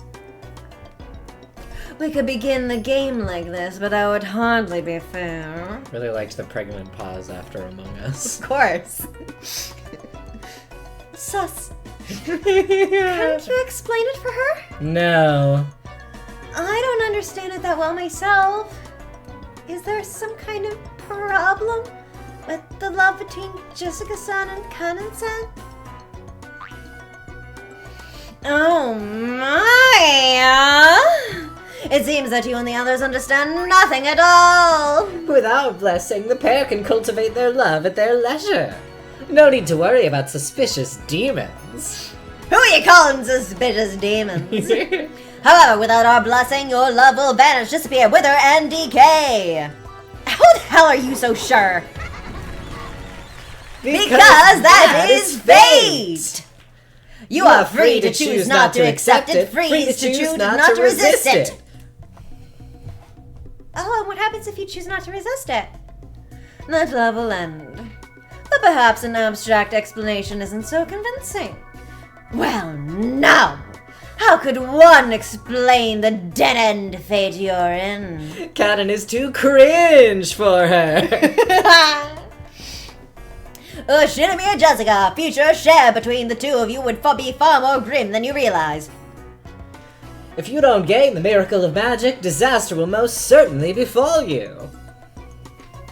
Then it will cover you, fester within, and split the two of you apart. Even I will not be so boorish as to describe the details of that process, but I do promise it involves a piano falling from a ceiling. However, if you don't believe Jessica, I will tell you how it ends. Kanan will stop being a servant and will leave the island for all eternity. You will probably leave the island yourself in search of the one you love, but such a venture will doubtlessly be in vain. Yes, and then you will mourn and hate. Hate who? You! Me? No! The you of this moment! With a dramatic gesture, the two of them pointed at Jessica. They were saying that if she left, the person left with regrets would be Jessica herself. You're so fucking funny. I love them so much. What the hell are you saying? When you've lost the one you love, you'll realize. You'll realize how much you hate the person you were when you ran away from the trial to complete that love. Yes, word messages from the you of the future. Please, at this very moment, take your love seriously and fight. And if you don't listen to the message of the you from the future, the foolish snake eating its own tail will keep on gulping. The endless cycle of suffering will swallow you up, and you will simply vanish. What the hell are you talking about? Jessica's confusion showed on her face as anger. However, a memory of something she'd heard a long time ago welled up in the back of her mind. Remember, if you sleep in a bed in the Skyrim, you will be able to get well rested. This perk does not extend to beds that you find out in the wild. Unlike Nasan, I don't plan on working here for many years. After just a few years, or possibly, if Nasan ever decides to stop working here, I think I'll stop working too. Kanan? If you give up on the miracle of magic and hand it over to Shannon and George, they will be joined and they will leave the island. Following that, Kanan will leave the island as well. That is fate and unavoidable. And then, what if they can obtain the miracle of magic? Of course, Kanan will remain on the island, by Jessica's side, for all time. He will probably start learning music with Jessica as she desires. And join his emo band. Her emo band. Jessica will transition. How the relationship will progress afterwards is a matter for the two lovers. They can deepen their relationship slowly all by themselves, as Jessica wanted. However, if that happens, George-san and I will not be joined. Why? What does that have to do with you two? Don't worry about it. Fate demands that we fight, putting our lives on the line. It is a game. It is a trial where we put our lives on the line. Seek a brooch that carries an endless 9. Are you kidding me? I wish I could remember more of the Zero monologue so I could say it. But it was like, congratulations, you have been chosen. Yeah. Whatever, yeah. Congratulations! You have been chosen! What the hell? So if we are joined, the other pair will split apart? Yeah, what's that all about? What kind of demon's game is this? Because they're acting like this is necessarily true. Don't be mistaken. You will not be taking something from each other. Without the power of the golden butterfly brooch, neither love is fated to bear fruit. It's because wedding venue dates are so competitive. That's Literally. true. And who the hell decided that? It is due to your sin of falling in love with furniture, which is not allowed to love. Didn't Canon clearly reject you, saying that furniture was not qualified to love? Knowing that you chose Canon as the one you loved, I won't let you get away with saying you didn't know. Though she couldn't accept any of it, Jessica was unable to argue back. Then George spoke up with that soft tone that he always used to smooth things over. However, his expression was still ruthlessly serious. Jessica-chan, can't you think of it this way? Think of it what way? I love Shannon. I am prepared to overcome any and all trials and obstacles that stand in the way of us being together. What about you? What? I'm not so weak that I'd lose hearts that easily. Yes, that's it exactly. At this moment, we are being tested. Tested to see who can display the strength of our feelings more strongly. Are you saying that you actually support this crazy plan of theirs? It doesn't matter whether I support it or not. When I gave Shannon that engagement ring, I swore to fight all trials and barriers that stand in my way. No matter how unreasonable or incomprehensible these trials might be, I cannot choose to avoid them. George spoke clearly, then looked at Jessica with a cold gaze. By now, Jessica almost understood. If she kept on grumbling and avoiding this demon's trial, the game between the two groups would automatically end with her defeat by default. I thought that said default by default, and I was like, that isn't the case. In other words, George and Shannon would win. Then they would gain the miracle of magic, their love would be completed, and Jessica and Canon would split apart, with Canon eventually leaving the island and never seeing her again. Why, though? Nothing would make me happier than to see you step out of this trial. That way, I wouldn't have to fight you. And that would show the limits of your feelings for Canon-kun. It seemed as though George spoke ruthlessly, but he was actually being exceptionally fair. If Jessica lost by default, she would never be able to clear away her lingering regrets. That would leave a bad aftertaste for George as well. We must fight openly for that single miracle.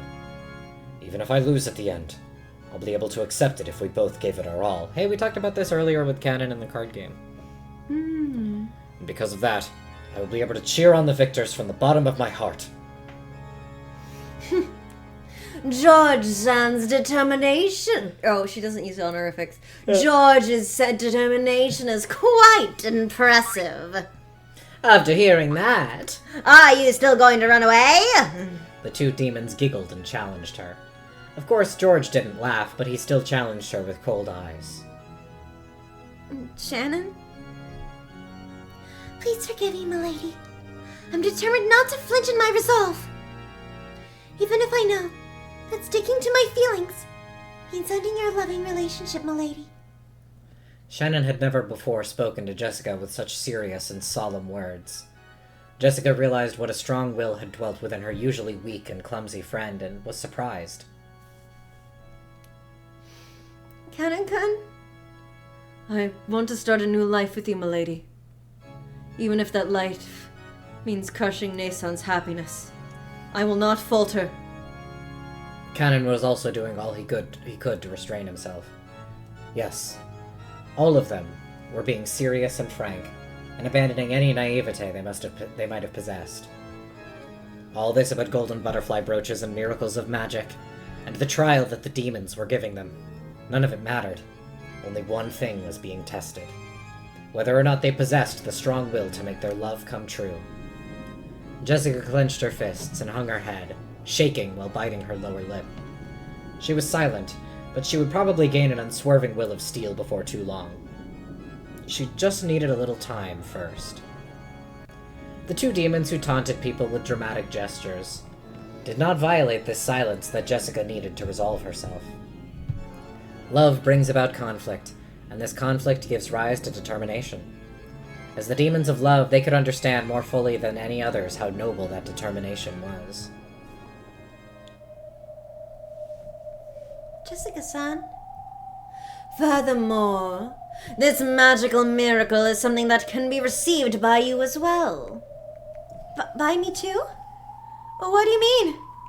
She had thought this had been about two pairs of lovers. Beata was surprised to suddenly hear that this had something to do with her as well. With the miracle of the golden butterfly brooch, even your wish that your affection for Battler will be acknowledged can be granted easily. And with such a miracle, and without such a miracle, you too can never be bound to him. It means you're no outsider to this as either. To cut across marshes of love. That is your wish, is it not? We will not make light of your wish. Well, we'll make light of it, but we'll allow it. Even your relationship with Battler will eventually fester and rot. No matter how much of a positive outlook you take, know that this fate will eventually come to pass, barring some kind of miracle. Well? Why is that? Whatever they have going on seems clear and healthy to me. Normal also. Beto hung her head sadly. She hadn't wanted to lose heart from that cookie incident. However, it would have been a massive lie to say that it hadn't hurt her. The more she tried to get close to Battler, the more she hurt him. However, she had been born in order to get close to Battler. She was like a hedgehog freezing in the cold and bunching together for warmth. She had approached him because of love, and had been hurt for it. If you understand that much, entrusting your fate to a miracle may prove to be of some interest. As they say, an unbought lottery ticket earns you nothing. Zephyr, Furfur, let my little sister join in too. Oh, of course! Welcome, Second Beatrice. We were planning on including you from the very beginning. After all, we are Zephyr and Furfur, the demons of love!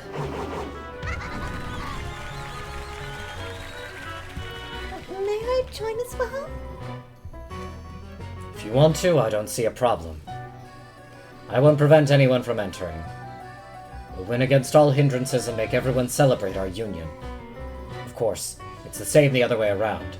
If you succeed in love by defeating us at our best, then both Shannon and I promise to sincerely support the pair that wins. Right, Shannon? Yes, we will not lose.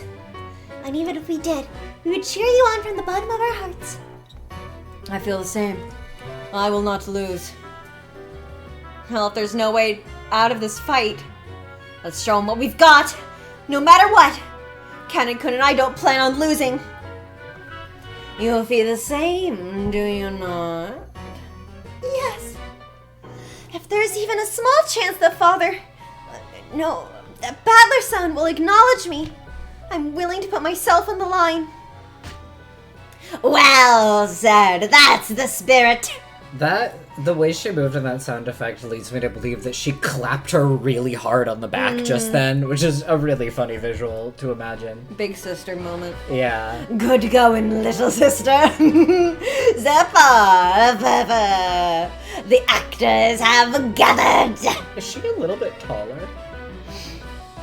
I think it's because one of their heads is up, the other one's head is down. But she might be a little bit taller just due to the fact that they have different sprite bases. Shoulders. Yeah. Her shoulders are taller. Chick Beto coughing and spluttering. Swallowed her cigarette! No, her smoke! Her smoke! Someone get this toddling bitch another smoke. She choked and ate the other one. Then let's begin, Verver! Yes, let us begin, Zappa! Let's begin this trial of lovers! The fight of our single miracle of magic! This episode's really testing our ability to talk at the same time. I need a break. I need the break now. Okay. We'll take break now, and we'll be back soon. I've been having too much fun voicing the characters. I could feel a tear in my throat. Like it's not actually. We need to get actual water now. Yeah, it's not an actual tear in my throat, but it's like yes. That is what it feels like. But you, motherfucker. Yeah, I'm get making water. some tea and water. And we'll be back. We'll leave you as always with the whooshing sounds of the background because we always stop at a scene transition that doesn't have music. And then I guess we'll see what the fuck Erica's been up to. Normal stuff, I bet. See you soon. Hi. Hi, everyone. I walked to the little convenience store behind our house to buy ice cream treats. It's kind of dangerous that we live so close to a convenience store. We don't even live in like the walkable part of the city, but that's more walkable than it has ever been for me in my life, and that's fucked up. It's fucked up because it means we can go get a little ice cream treat and nothing is stopping us. Well, the old convenience store closed. Yeah, so we didn't have it for a while, but then they opened a new one. And like I didn't go to it for a while, and then over the weekend I got high and I was like, I want to get something to eat, but I should not be driving, so I'll just walk over there. And I was like, oh fuck, they got all sorts of little treats over there. Yeah, that's good. They even have a Calypso Paradise Punch Lemonade. I've yet to try to see if it's actually fucking minging. Suck your dad. Maybe if you lived close to an inconvenience store.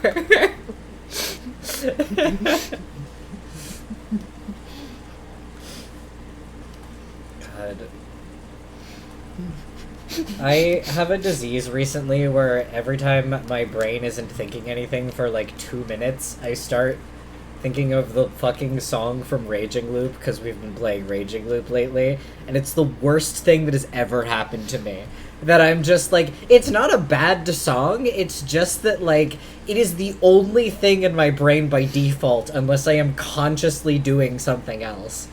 And so it's like I get 2 fucking seconds of downtime and it just starts going, no, it's the worst thing. I'm in hell. Anyway, that happened to me over break. We haven't even played Raging Loop in like a few days. Because we just haven't had time, we've been busy. It's the worst. And GDQ. And GDQ. I can't wait to finish Raging Loop and find out what's wrong with it. It's so scary to like it so far. And to just know something is coming. That's gonna make it stupid. It's great for speculation, though. There are theories of if Raging Loop is good, which it will be. There are theories for what will cause Raging Loop to be bad. Yeah. I'm like, what answers to the questions we have could make us really mad is a form of speculation that we get to do. I have a great theory that I love, but it could be executed badly, and so I'm excited about that. I still have, this is all a science experiment, and they're like a fucking dome. Professor Layton-ass situation. situation. This is gonna be a fucking Professor Layton versus Phoenix Wright-ass situation. They're under London. Yeah, they're in one of the Hollow Earth theory reel. Every time he loops, they make another. They go deeper.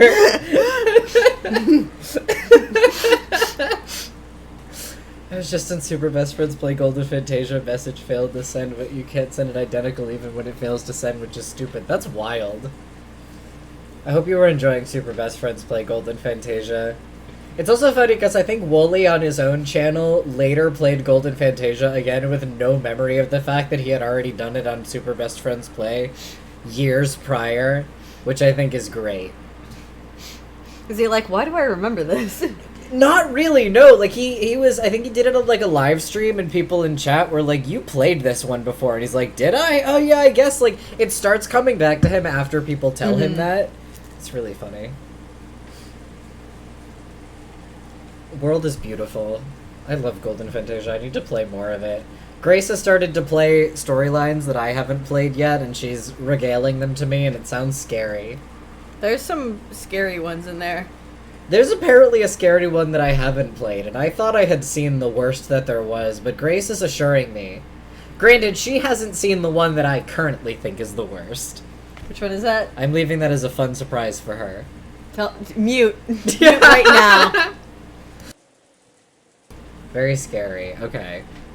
Sorry, that was longer than we thought because we were debating things. Mm-hmm. Why do you know that? Because I definitely haven't played I've that gone one. through the CGs of Golden Fantasia. I have two, and yet I must have memory holed that one. That's so God, scary. I wish that were me. I'm gonna have to play it at some point. I'm sorry. Sissel on the table.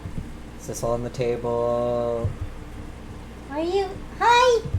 Oh, we've acknowledged him. So he's coming over now. Summoned! You guys want to play Umineko? I can't believe Beato Bato is the worst. It's true. Umineko is kind of mid. Yeah.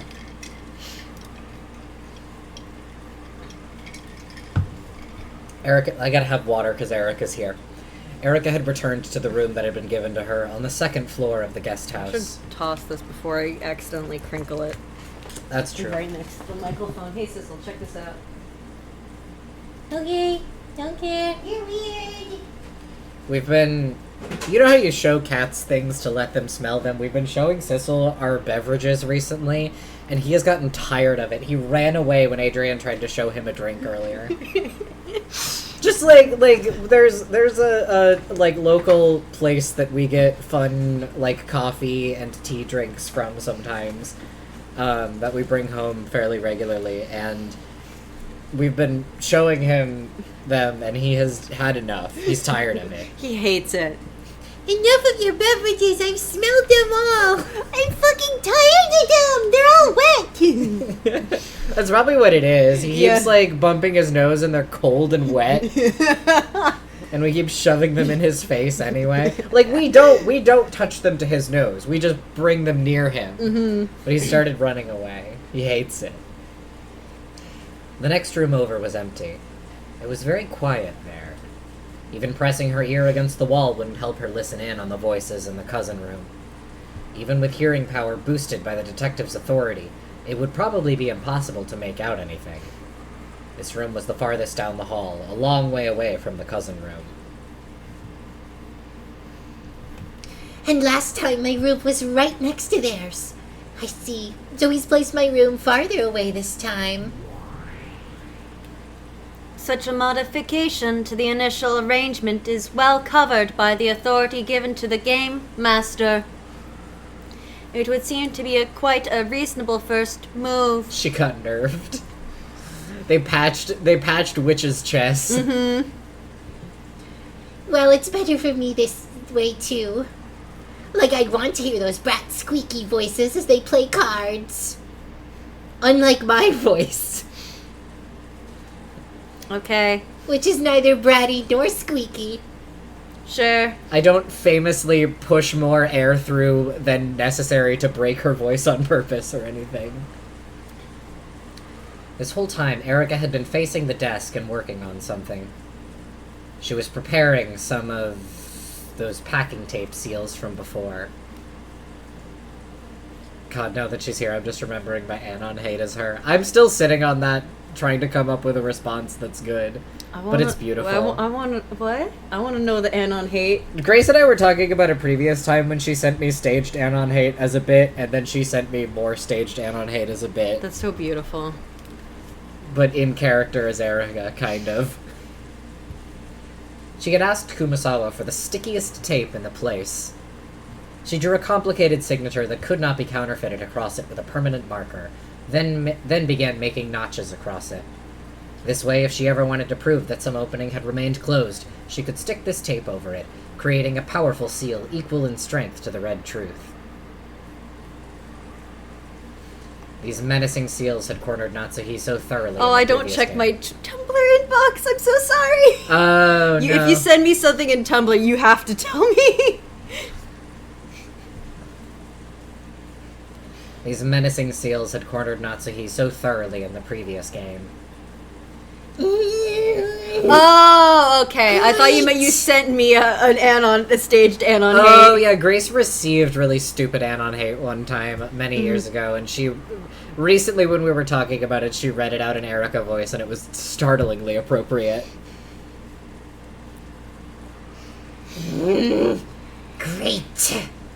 Is something wrong? He got me. And Butler doesn't let anything get by him, does he?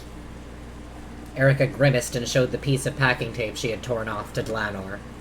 At a glance, Dlanor couldn't tell what had annoyed Erica. However, as soon as she held it, she realized the difference right away. This won't be any good. Yep, it's barely sticky at all. This won't reach even close to the red truth. Even packing tape can be of low quality, and it sometimes gets weaker with age. The tape Kumasawa had found was a bit too weak even for normal use. It wasn't nearly sticky enough to be used as a detective seal. It is possible to tear it off cleanly. This cannot count as proof of a seal. I guess Butler isn't as totally incompetent as I thought. He probably tampered with all the packing tape on the island using the authority of the Game Master. Letting Erica get her hands on packing tape gave her a fatal weapon to use against witches. The previous game had proven this fact. Her weapon in Golden Fantasia should have been packing tape. Yeah. And so Battler had removed that weapon from the entire mansion. Most likely, all possible substitutes for packing tape has also been tampered with. My toys! My tape! Probably. Well, it isn't really so bad. At least this way I won't have to look like a fool crawling all over the outer wall in the cold rain. Erica tossed the packing tape aside carelessly and flopped spread-eagled onto the bed. Anyway, waiting calmly for the crime and smoking a pipe is also part of a detective's Smoking role. a blunt. I doubt you'll have any role until the first twilight begins. So why not vanish off somewhere and take a break? I imagine that just the sight of my face is tiresome for you. I do not smoke. I am just a kid. I don't smoke. I am baby. Don't give this toddling bitch a smoke. Baby does not need smoko.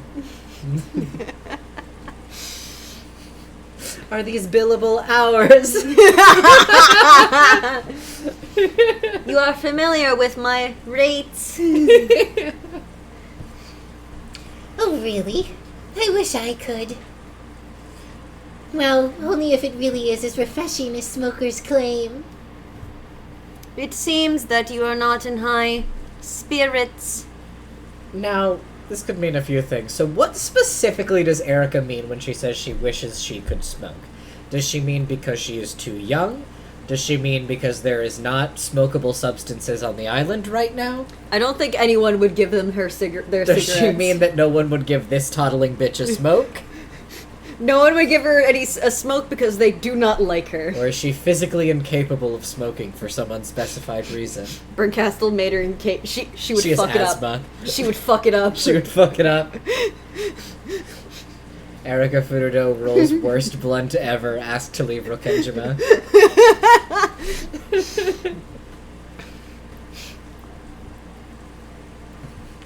Her smoking hand is covered by delicate machinery.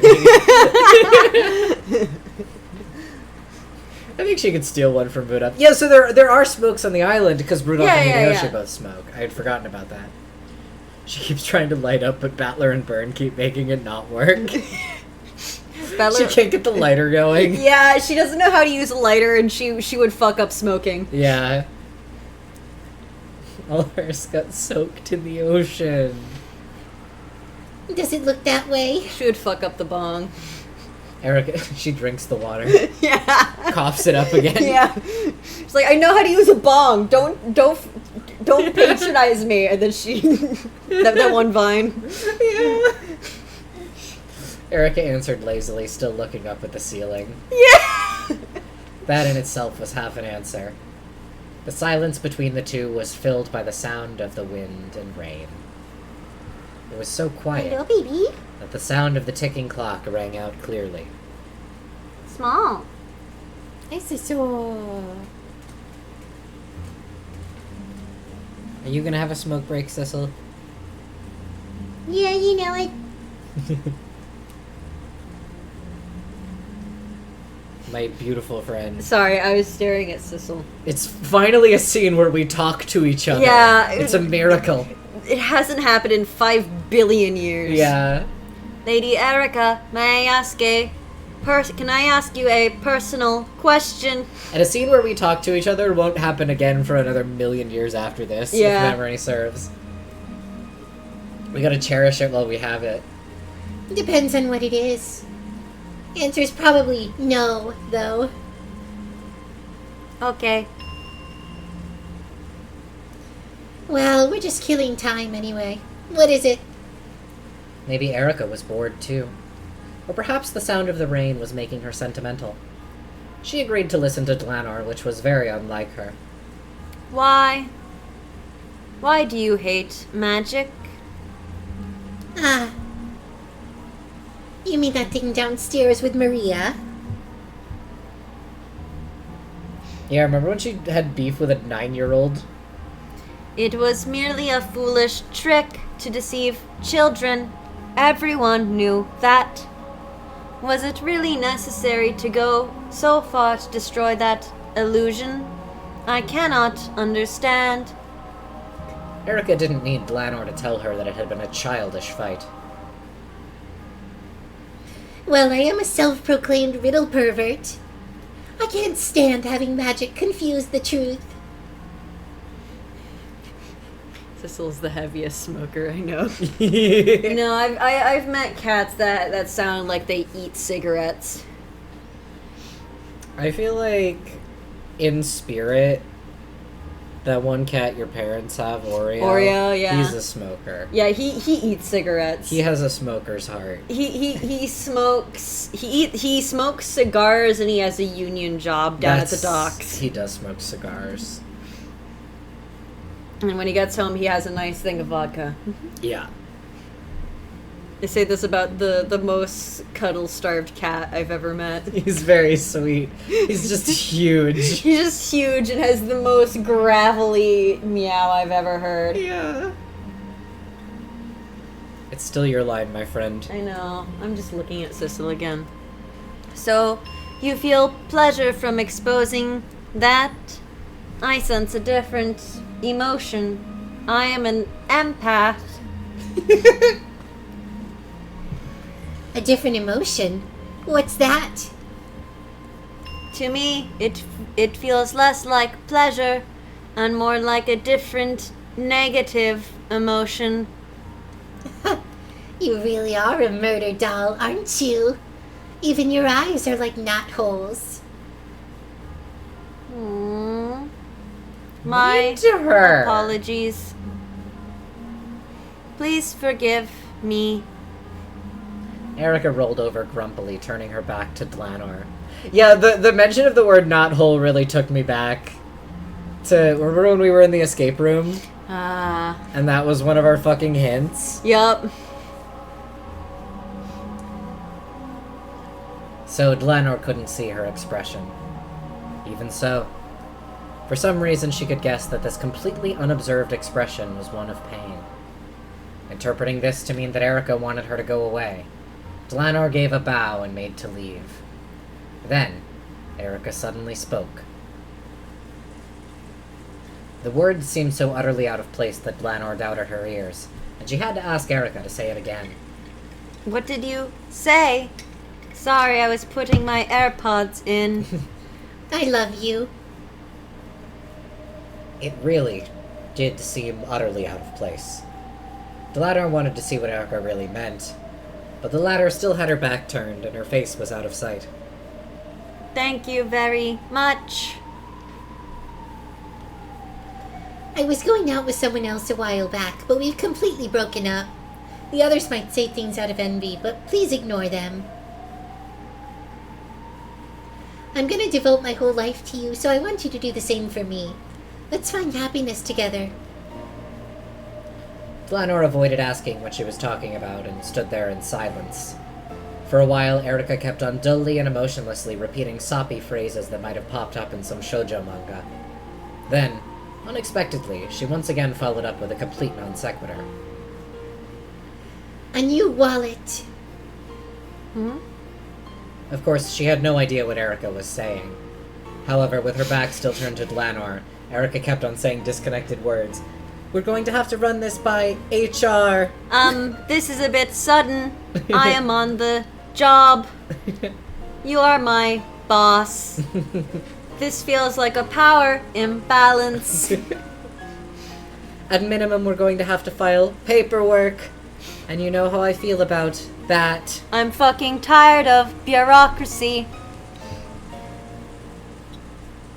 A strange cat keychain. A type of cologne that didn't suit him. A music tape that's not his style, which he said he borrowed from a senior at the theater. His senior was asking, so he had to go. He suddenly got a new part-time job.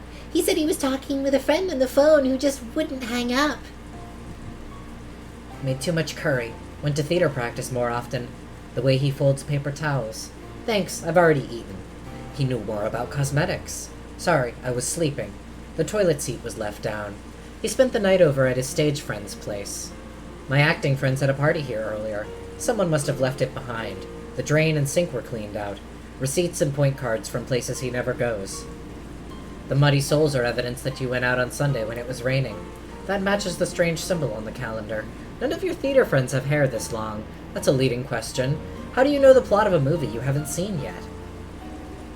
Evidence, circumstantial evidence, observation, surveillance, tracking, tailing, information gathering, wiretapping, asking around, questioning. I found tons of evidence that I loved you. I found tons of evidence that you loved me. But I can't find any evidence that you haven't been cheating on me.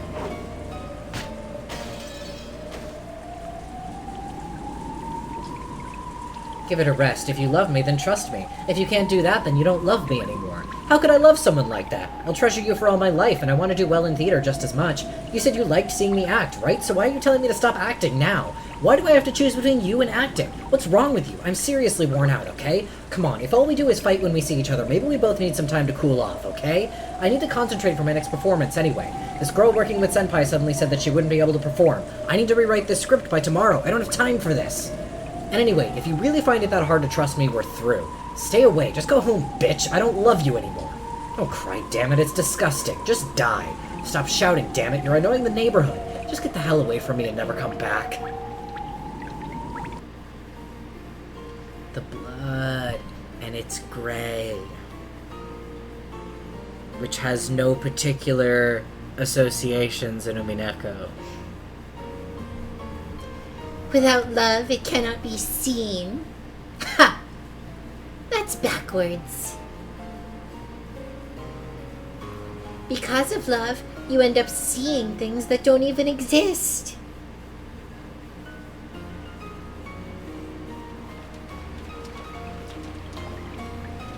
It's nothing more than an illusion, one that no one but you can see, and one that even you can never touch. Without love, humans would never need to sift through truth and lies. Because we can see things like that. We doubt. We suffer. We cry out loud. I think Umineko characters that are like those optical illusions that you have to look at just right to see, and this is when Erica's character came into focus for me. Yeah, she's very... This scene adds a very interesting angle to her character.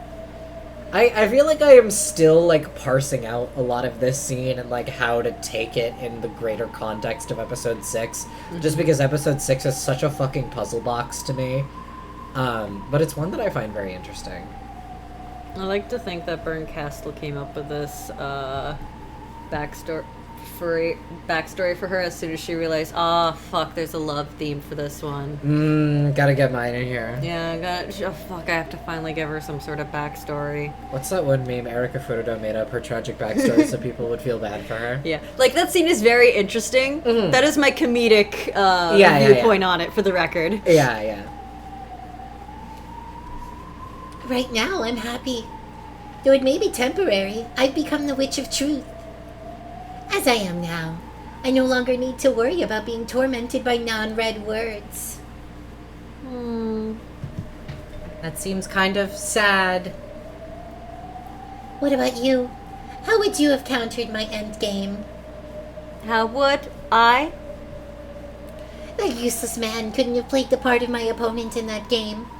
I was wondering how you would have countered it.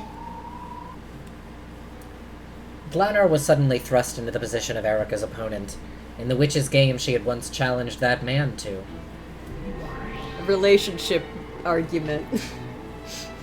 I mean, that isn't not what witch's chess has been so far. You know what? You got me there. Dlanor shared in the fragments of Erica's past and was made to grasp the full situation. The board was reproduced in full inside their heads. Dlanor really needs HR, yeah. This is not an appropriate workplace interaction. The situation was one-sided. Erica's side had constructed a blue truth based on countless bits of circumstantial evidence, had turned all those into pieces, and was already cornering the opponent. For some time, Dlanor thought in silence, and announced her by-the-book response, "Heavenly resources." Right, because they're not humans, of course. Yeah! First move. I demand that you provide evidence that I have been cheating. Counter with the blue truth. I present 84 points of circumstantial and physical evidence. Counter with the blue truth. I present 6 points of circumstantial and physical evidence that I still love you. Good. Blue and blue cancel each other out, but the number of pieces used to construct each is overwhelmingly unbalanced. When both opponents meet with the blue truth, the decision is almost always based on which side has more pieces of evidence, regardless of the actual circumstances. This is especially true in the human world. So, by the standard rules, Erica would win. First point to me. Your next move. I will attempt to switch offense and defense. I ask that you, Lady Erica, provide proof that you are not cheating. Perpetual check. It's a forbidden move since it had resulted in endless repetition of the same question going both ways. Then I frankly declare that, despite a lack of proof, I still love Lady Erica even now. That's not red truth, so it's invalid. Even if it was red, that'd be a stalemate. After all, I'd have no move to counter with. Dlanor remained silent for a while. Hey, remember the last episode when Erica said "I love you" doesn't mean anything if it's not in red? Curious, that. Then she quietly responded to Erica's moves until they reached checkmate.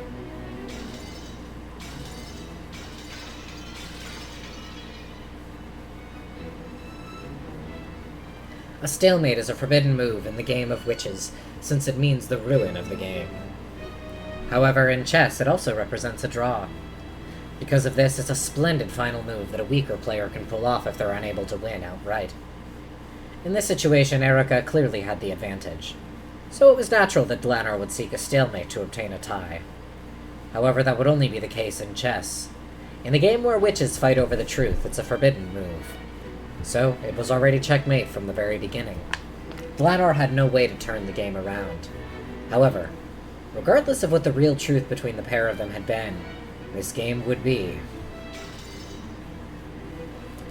Any other moves? Oh, witch-hunting archbishop, protector of the truth. No. I resign.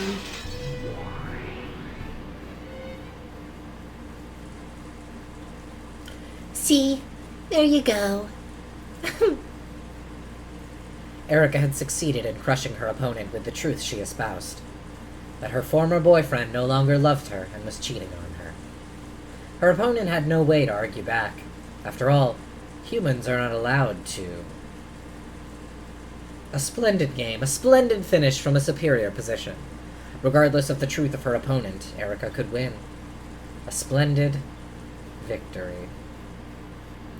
Dlanor could only respond with silence. And with that, Erica spoke no more. She was probably done talking and wanted Dlanor to leave. Dlanor understood this, but even so, before leaving, she wanted to tell Erica one thing. A splendid game, Lady Erica. It's only natural that the detective wins. Even before you became Lady Berncastle's piece, you truly were a splendid wielder of the blue truth. However, Lady Erica, humans are only allowed to use the blue truth, and the only thing that can counter blue truth is red truth, and humans are not allowed to use red truth.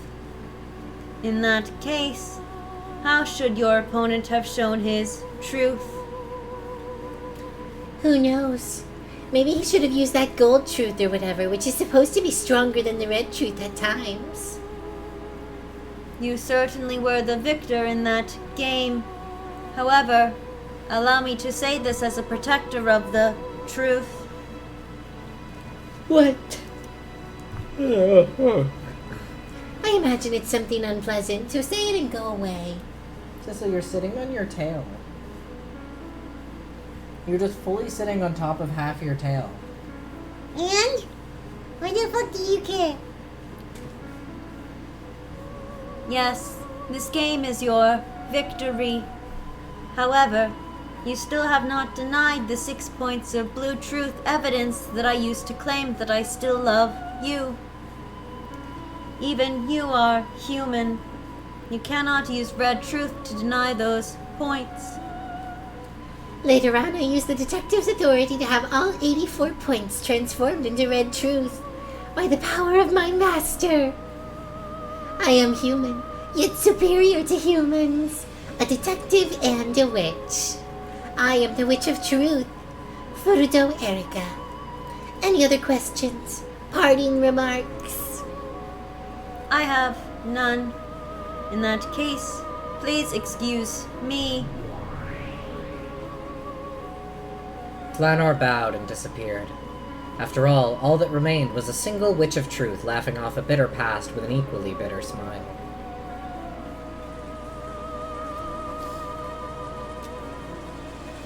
Judging by the bedside clock, it was almost exactly midnight. Okay, I guess I should get a little sleep. The curtain is finally opened on the second day, October 5th.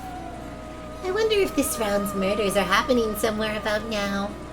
I hope our victims leave us some interesting dying messages this time.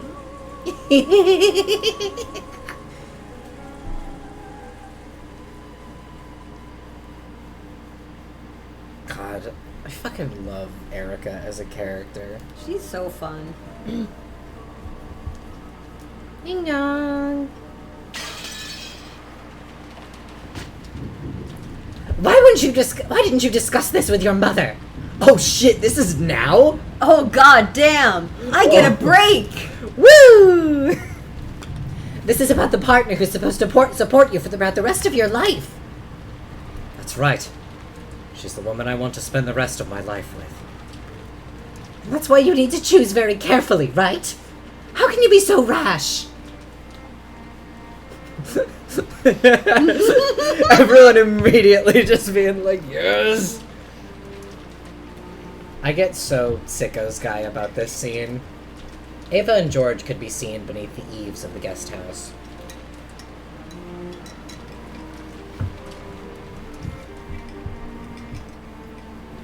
George had revealed his engagement with Shannon. Ava's anger had exploded almost instantly.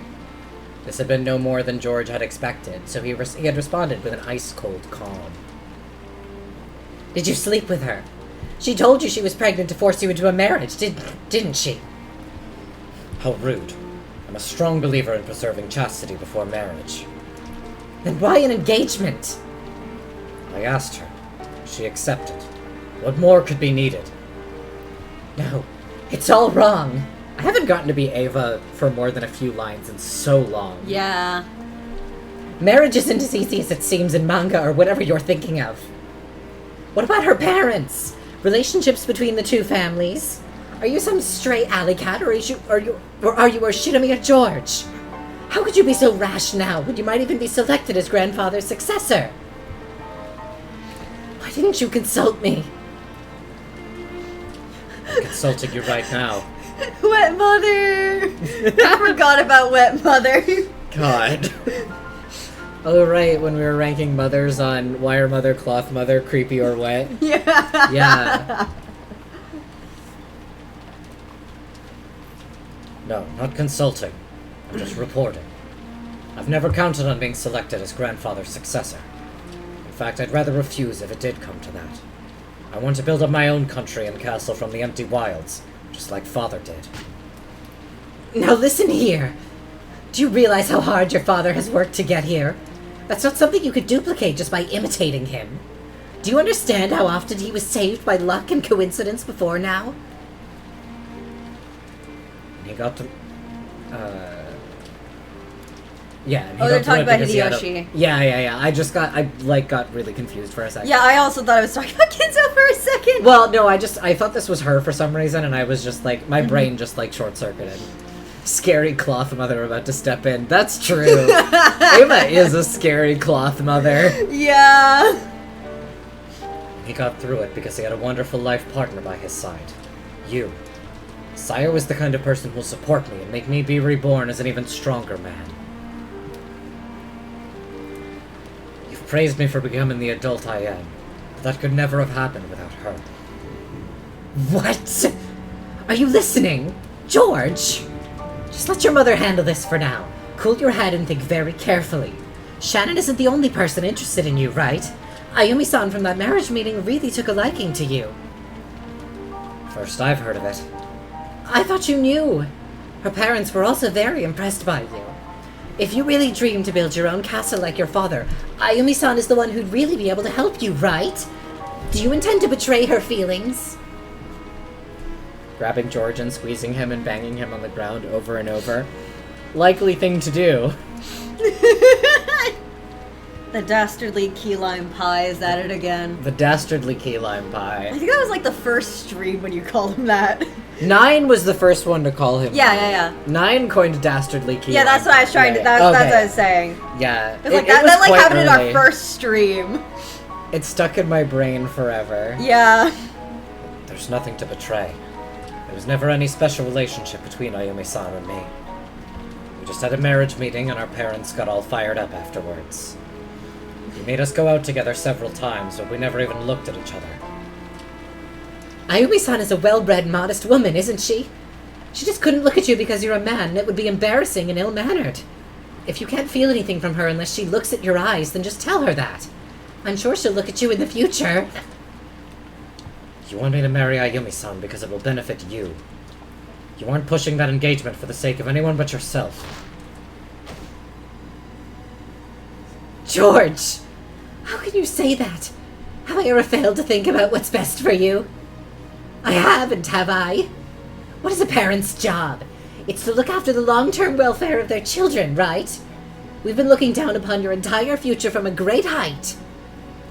And from our vantage point, we could see that you're letting your momentary youthful emotions lead you down the wrong path. That's why I'm saying this, even though I know you'll hate me for it. If I didn't care for you, we wouldn't be having this fight. I just tell you to marry whatever strange girl you like and leave you be. You hear me, George? Leave this to your mother. There's no need for you to meet with Shannon-chan anymore. We'll take care of everything for you. Don't worry, we won't do anything bad to Shannon-chan. After all, it's thanks to her that you've grown so much. We won't forget that. So leave the rest to us. George.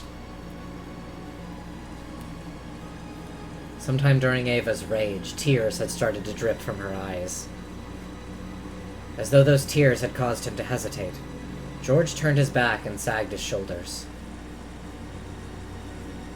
Yeah, methinks Ava doth protest too much. Don't worry, we won't do anything bad to Shannon, which is not something I've said we won't do before anything this bad to Shannon's shirt is making people ask a lot of questions that are clearly already answered by my shirt. Literally. Exactly, Grace. Yeah.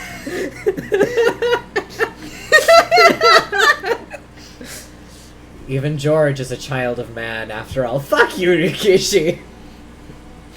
Child of man! Go to hell!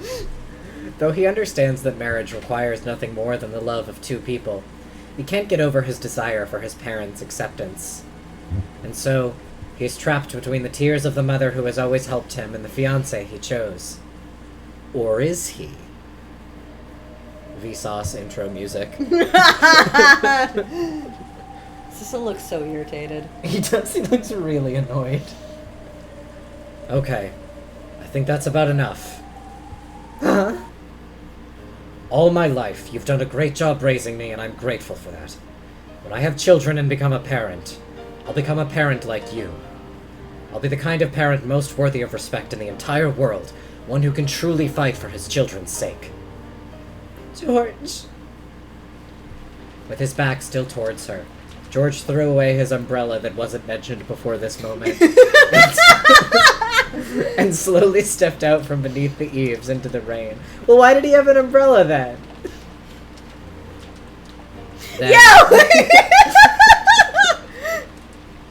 Did he just have it and like was holding it in his hand, like not even out, and just threw it aside for no fucking reason? He opened it just to throw it away. To throw it. I'm glad everyone's on the same page here.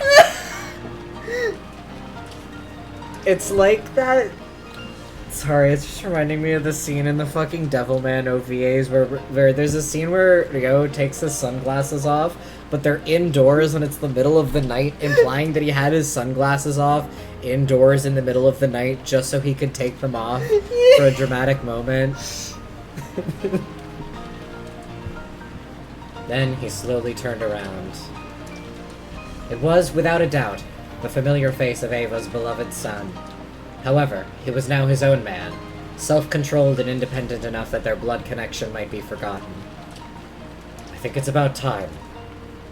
For what? I think it's about time you learned to let go of your son, Mother. Geo. Geo. Geo, dude.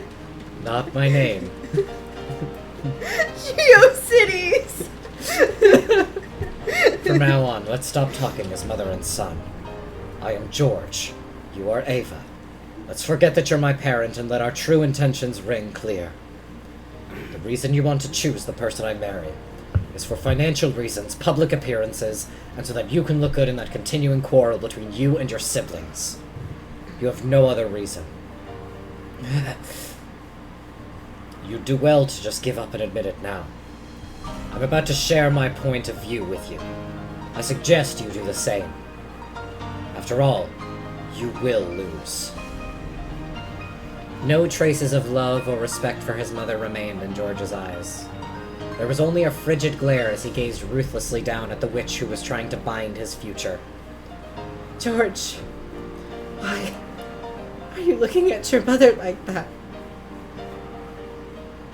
Because I'm not looking at my mother. All I see is a wall, a trial, that's standing in the way of the future I'm trying to grasp. You're only human.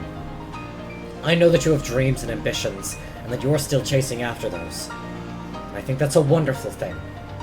You also know how hard it is for a person to chase their dreams without giving up.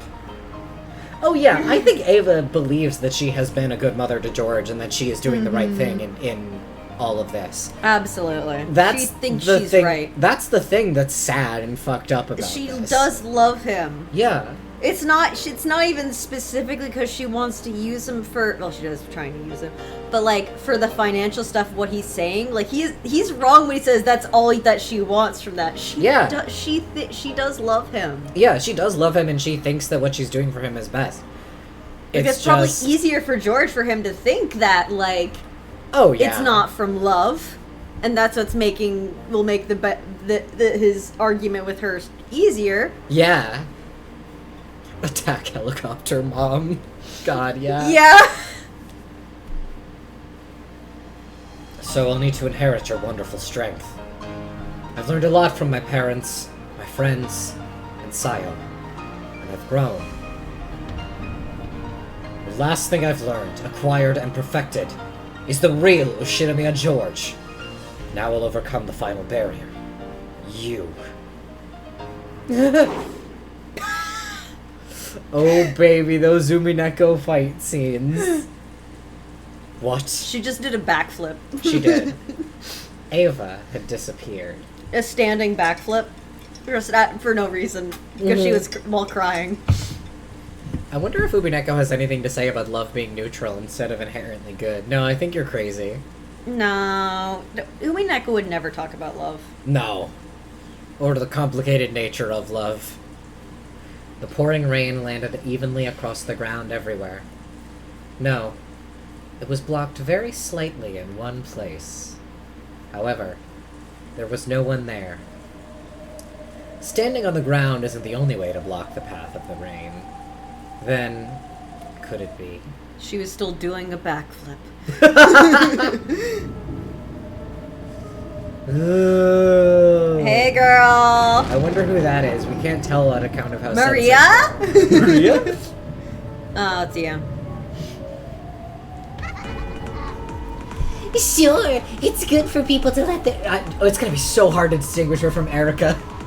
You're gonna have to forgive me. If I start from Ava and I just push it higher up, sure, it's good for people to let their true feelings show You every should once just in a let while. them key lime die. Give up and key lime die. I'll speak my mind too. So why don't you just lay it all out as well?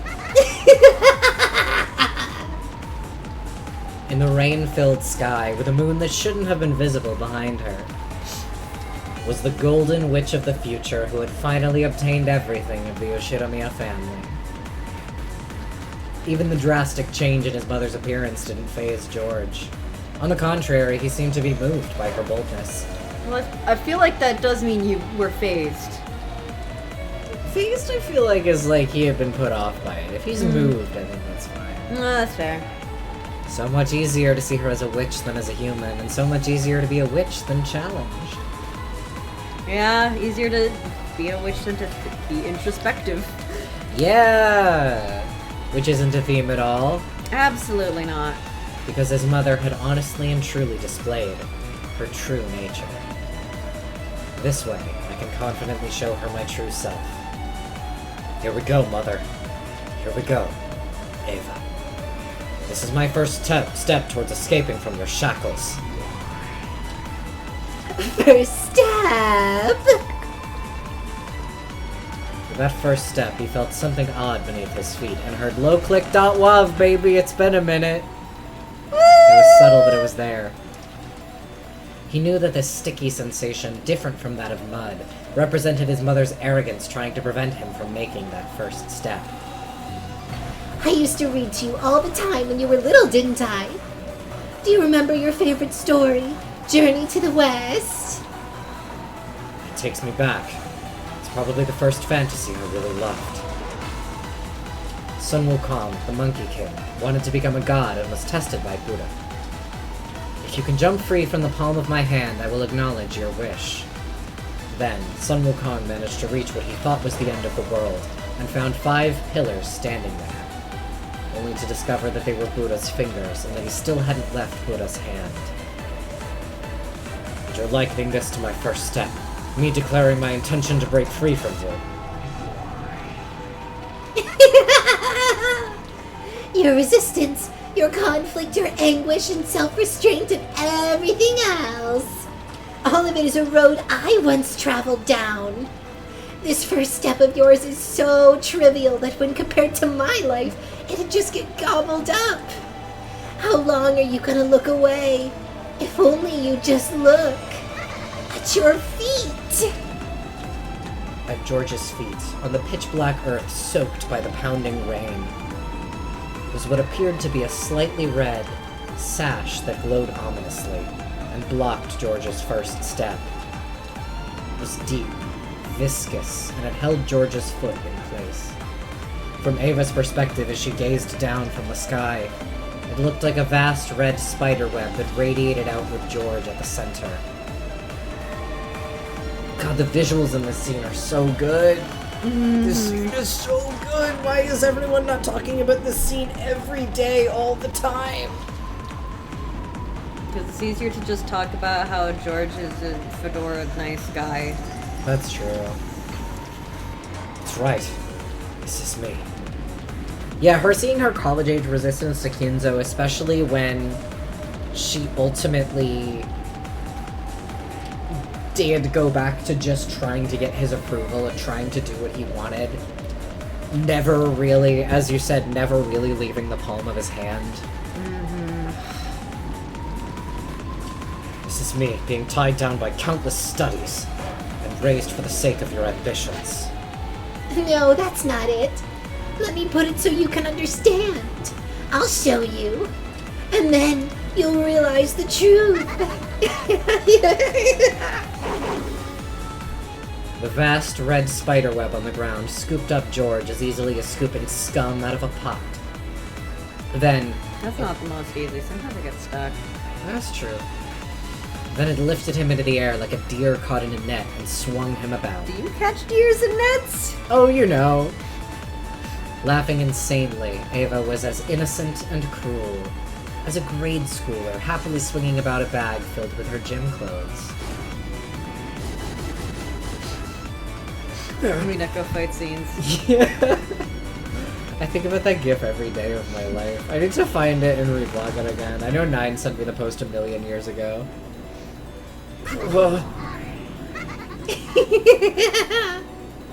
Come on, try to remember, okay? What happened on Tuesdays?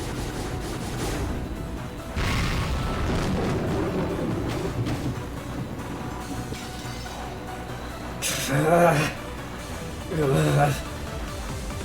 remember. It was piano lessons. I still cringe whenever I hear I stepped on the cat. Never beating the PowerPoint allegations at this rate. You did violin in kindergarten. That's the sort of instrument you'd expect smart kids to play, right? But you didn't seem to have the talent. So we switched you over to piano. I feel like I'm giving her Erica's inflections and not Ava's inflections. I have to find her again. I really have time. She says a lot in this scene. She does. Then do you remember what you did on Wednesdays? I remember. That was the day I had cram school. It was so far away, and a real pain to have to travel to. And Thursdays?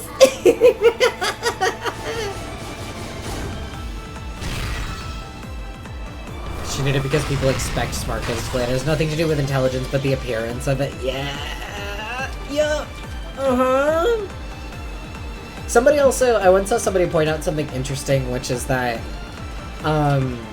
the switch from violin to piano is very interesting because violin is one of those instruments that takes the sort of skill floor for violin is higher than the skill floor for piano, which is to say low-level violin sounds really bad, whereas in piano it's relatively easy to at least produce music that sounds okay.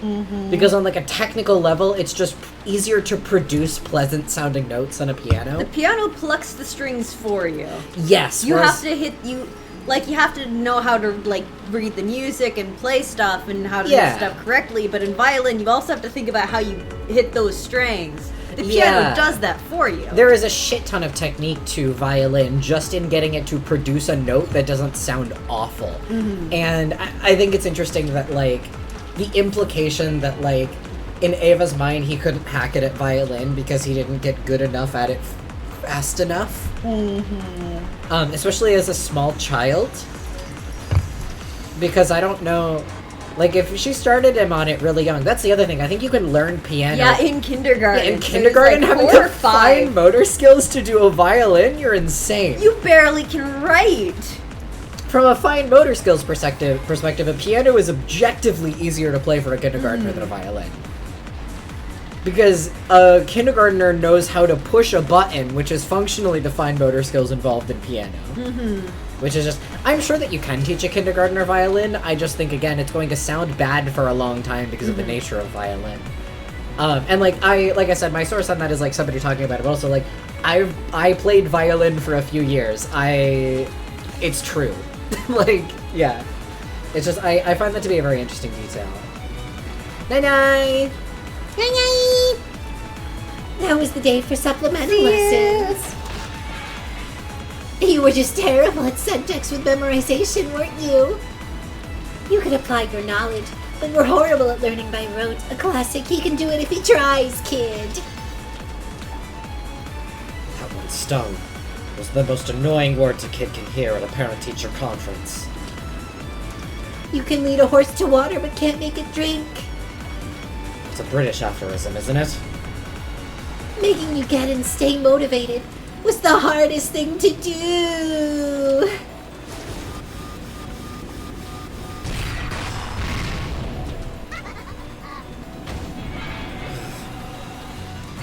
Rikishi has some opinions on pressuring children to perform in school. Because I'm like... Rikishi has some opinions on how education children...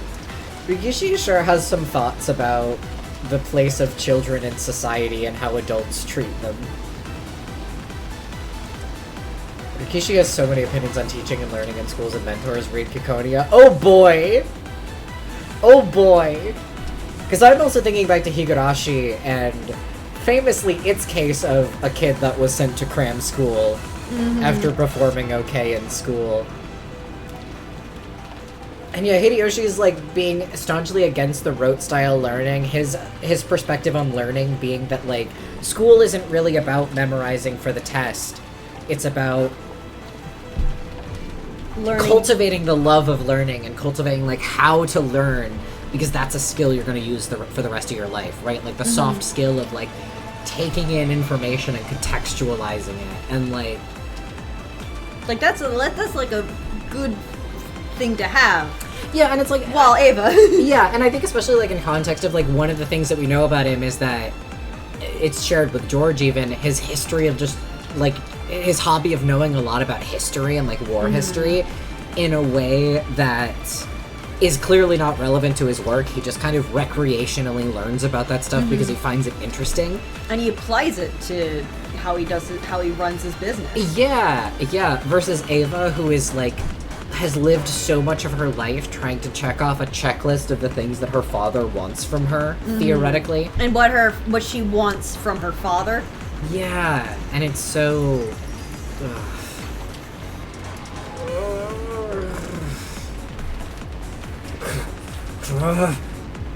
George was bound hand and foot by the bright red spiderweb, reduced to the witch's plaything. I do like the implication that, like, none of the Yoshinomiya kids were intelligent. Like, George had supplemental lessons from remedial school, and Jessica also not being interested in school, and Maria's whole deal, like, it's kind of not super in the forefront, but it's interesting. Yeah, and, like, Battler's not particularly... He, like, did okay in school, I think. Yeah, like, I think he was unremarkable. He's doing fine. Like, he's not excelling, and he's not, like, failing. He's average. He's just some guy. Yeah, I think Battler was just some guy. Him and Jessica, I think, are academically similar, but there's more pressure on Jessica, where, like, Rudolph is like, he's not failing. Yeah, it's kind of like, Jessica seems that she's struggling more, because I feel like she's doing bad as, like, also part of she's dedicating more to her pastimes than she is to her studies. That's true, yeah. And, like, Battler seems to be just kind of coasting. He's, like, doing okay enough that he's gonna graduate, and he's not really worried Like, about more than that. Yeah, like, he was living with regular-ass people. He wasn't getting any sort of pressure. Then when he came back, Rudolph was like, I mean, he's doing fine. Yeah, it's just, like, intriguing that, like, these are not remarkable kids. Mm-hmm. It's a very interesting detail, especially, like, I mean, it's kind of emphasized that, like, Jessica does not have... She's not an intelligent character, generally. She's very emotionally intelligent, but that's definitely her strongest suit. Battler sure isn't. Battler is all of the kids have very particular skills that are not seen as useful for like society as much. That's true, yeah. None of Aside them are from George, academically... who is just kind of who's been molded as we see into. Yeah, George struggles to be his own person, generally speaking. Yeah. Yeah, no, you're right. They all have like Jessica has a level of emotional intelligence. She's shockingly good at reading people in a lot of cases. Battler does not have that skill, but he's decently good at a specific type of argumentation. Like he's a debate kid. Yeah, he's a debate kid. And like he's if he tried any of this shit in a real debate, it would not fly, but he is very good at the specific type of debate that he has to engage in for this game. Like he got that tenacity also. Yeah. Oh, he's got tenacity. Yeah, it's just very intriguing. And like Maria knows a lot about a lot of things. And like she's also incredibly creative. And like hungry for knowledge, but knowledge that is seen as weird and creepy and not useful. Yeah. Yeah, Maria has a lot of like intellectual curiosity. She's a fucking genius, but for stuff that is seen as useless and therefore she is seen as stupid. Yeah. R.I.P. Maria, you would have either loved or fucking hated grad school. I could see her growing up to be like a grad school freak with like a really specific thesis. Yeah, really, she has a really, really like specific PhD. I just think she might thrive in that highly specific environment, you know? She goes to grad school in Europe. She innocently swung him around and smashed him about, all with an insane laugh, again and again. Do you remember what you did on Fridays? Of course. As far as after-school lessons go, that one was pretty unique. A school you go to with your parents can be trying in more ways than one. Don't buy your child a fishing rod, go fishing with him! You certainly like British education theory, don't you, Mother? Well, she was raised by a Europhile. Yeah. That's insane, by the way. Going to school with your child. I agree, Grace. I would not survive. Yeah, I don't say this lightly. I would kill myself. Same. Yeah. Like, yeah. I mean that. That school was hard on us parents, too. But for you, it was the most effective one. The monthly fee was high, and it was a pain to have to spend Friday nights there every week. But it did more for you than anything else. That's when I realized kids don't grow unless their parents watch over them. If children are sprouts, then parents are the sun. No plants will bud and no flowers will bloom without the sun.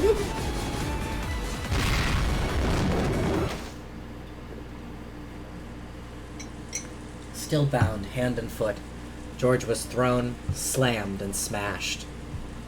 He could do nothing. He was still like Sun Wukong, unable to leave the palm of his mother's hand.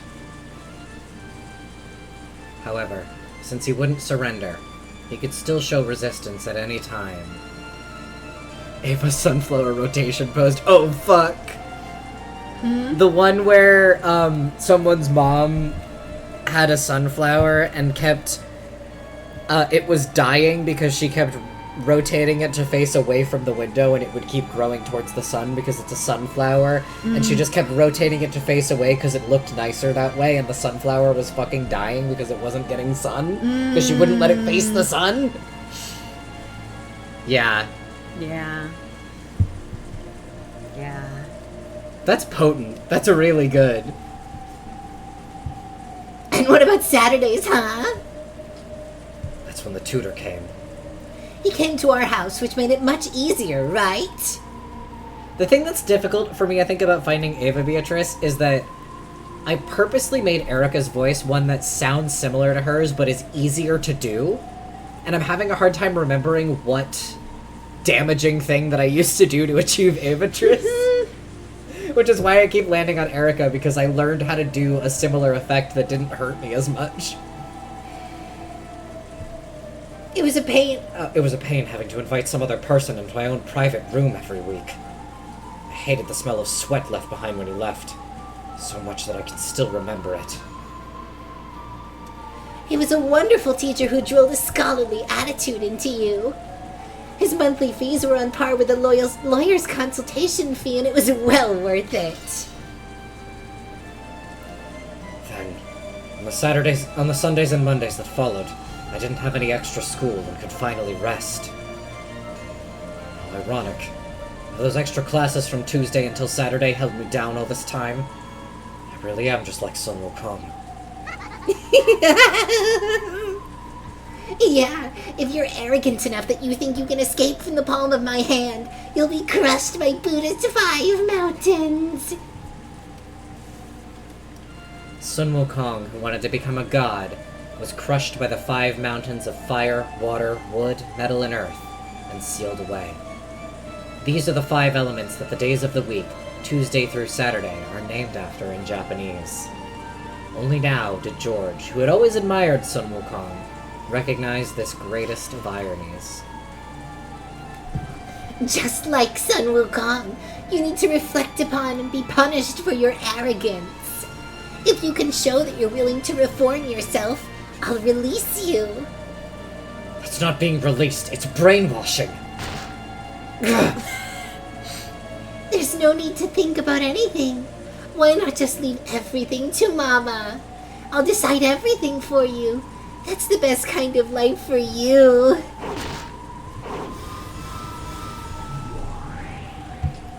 I found the most intellectual woman in the world willing to devote herself to you entirely. I don't think Ava let him watch Dragon Ball Z.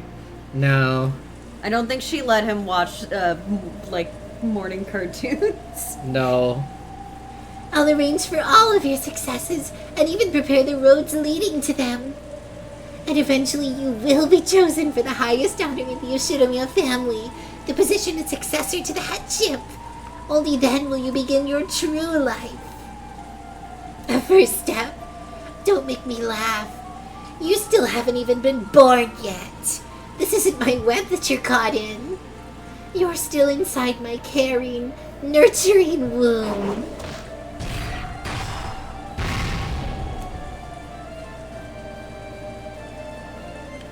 George was slammed against the ground over and over, caring and nurturing. It was a heartless atrocity, unlike anything one would expect a blood-related son to receive. However, in Ava's eyes, perhaps even this was a sign of love for her precious son. The human-shaped lump of flesh wrapped in the red bag was slammed over and over, then thrown high into the air, where it was caught in a massive spider web in the sky, still covered with fresh blood. While he hung there as though crucified, George didn't even twitch, even if he'd had some power to resist remaining to him. The red web pinning him there would have held even that in check. The rain, which had been falling non-stop since the beginning, quietly tormented and pitied George. Be sealed by the 5 mountains and cool your head. I'm not telling you to stop because I think Shannon-chan's a bad kid, okay? She's a great girl, the one who gave you the chance you needed to grow up. However, an ill-considered engagement is a different matter entirely. The issue has nothing to do with some failing on her part. Understand that.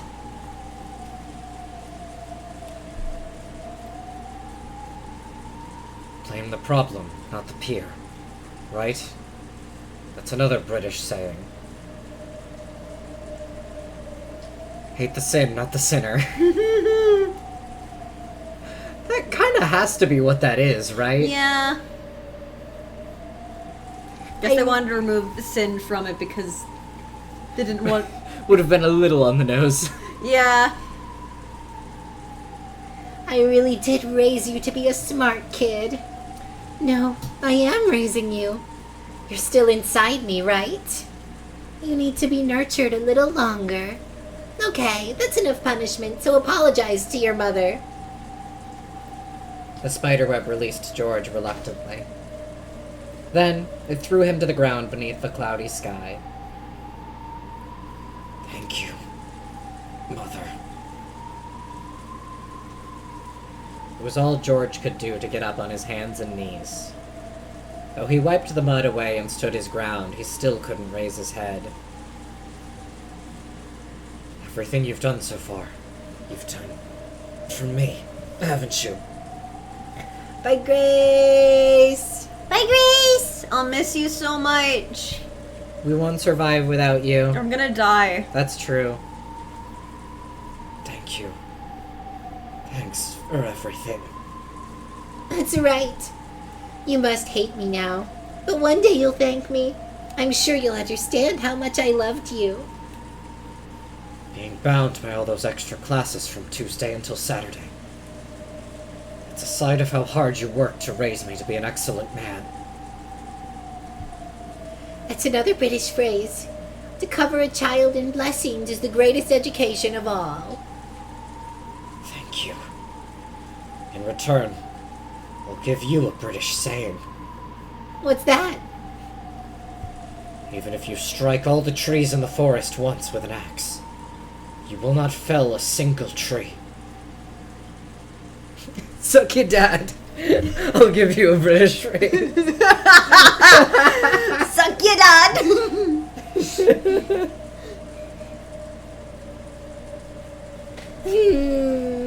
And what does that mean? Maybe this one is clearer. To spend too much time in studies is sloth. Francis Bacon.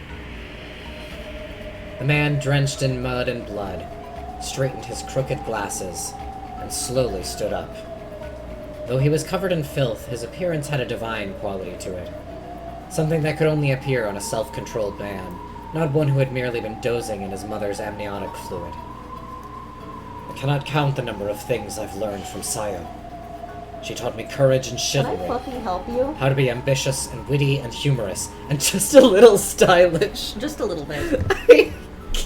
I hate him for saying this. Only a little bit. Just a little stylish. He didn't learn much, but he's still learning that one. Me when I'm wearing a lime green suit. Ava dressed him for this. Let's be fucking real. He That's didn't true. choose this one. Mr. Tomitake Flash, that's true. Yeah, he was wearing Tomitake Flash. That's Tomitake's got 50 times the swag George has. Let's all be serious. Okay, we cannot roast him for this one because after all of that, do you believe he dressed himself? His mommy definitely dressed him for the conference. This is very true.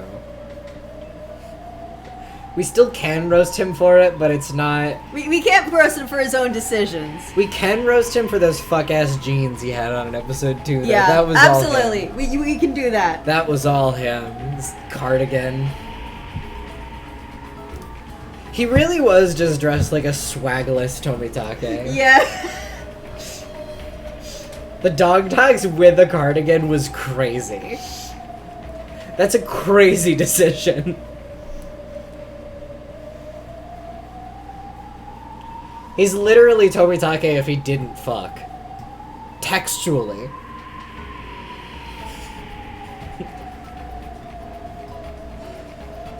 It's ironic. Almost all the things you say are so wonderful about me. Didn't come from you at all. George, are you still? Time to get back in Mother's womb. That make George Eric. I'm That's gonna true. unbirth you. I'll nurture you in a sea of warmth once more. insane things to say. I need a better Tomitake tag, because my current Tomitake tag is just Eric if he fucked, because it's true. But the problem is I thought of that and nothing's been funnier since. Eric doesn't have the questionable political beliefs. Eric doesn't have the suspiciously never mentioned political beliefs. We don't. What are Eric's political beliefs? I think trains don't grin would be good. Trains don't grin would be now that no, you're right. After all, trains don't grin. I hate Higurashi, dude. You're so right. That is better. It's like, how do you not have a better tag when that line is fucking legendary? Because I was trying to come up with all my Higurashi tags at once, and do you know how hard that is when you run out of the ones that are just noises? Yeah, that's fair. You know how hard it is to come up with tags for characters that don't just make a sound?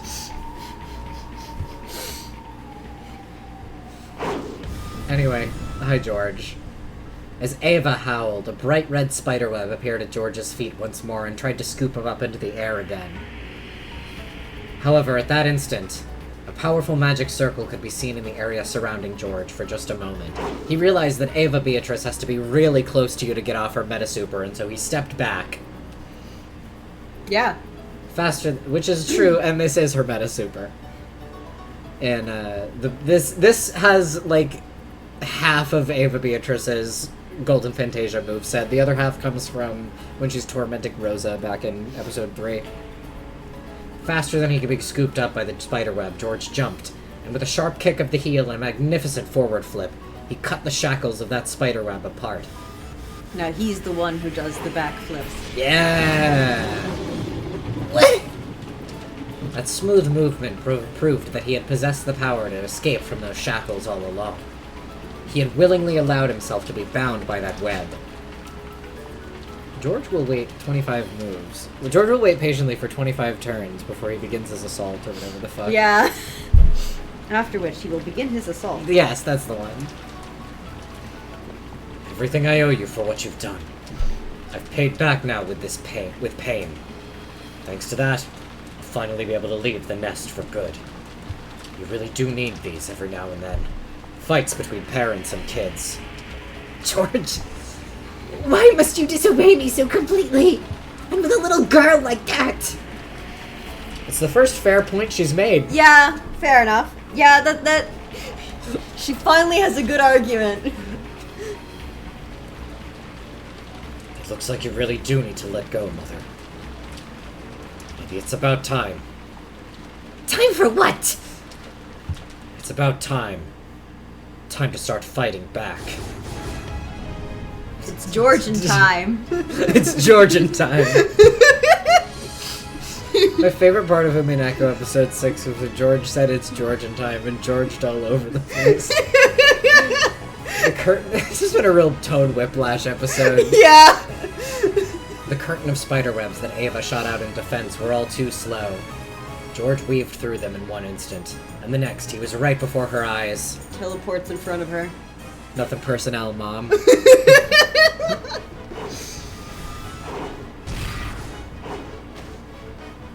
Those were some crunchy pixels. Listen, he wasn't gonna draw that shit at a higher resolution. Are you crazy? So beautiful. Ava jumped out of the way of a kick that would have knocked her feet out from under her, then blocked the second half of George's double roundhouse with a high kick of her own.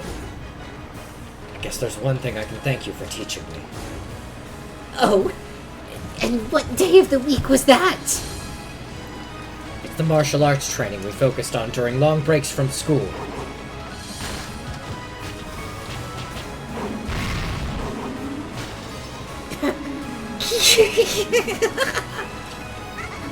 I'm glad, George, to hear you're grateful for at least one thing. Your mother is happy. Yeah. Ava's swift feet flashed like lightning. Low, low, low, mid-level attack. As George's head fell forward, she caught it in both hands as though she was about to smash it against the ground. It was then met with Ava's knee as it rose like a bolt of lightning from the earth. I believe Ava Beatrice's throw in Golden Fantasia is supposed to be in this move, but because of the relative sizes of the sprites, it usually just looks like she's kicking her opponent in the balls. Fun fact. Which I love. You should have learned Mai Tai, too. It would have been more fun to have learned it with you. You're right. I never had more fun than when I was learning martial arts with you. And right now is when we get to have the most fun. Isn't it fun, George? Isn't it?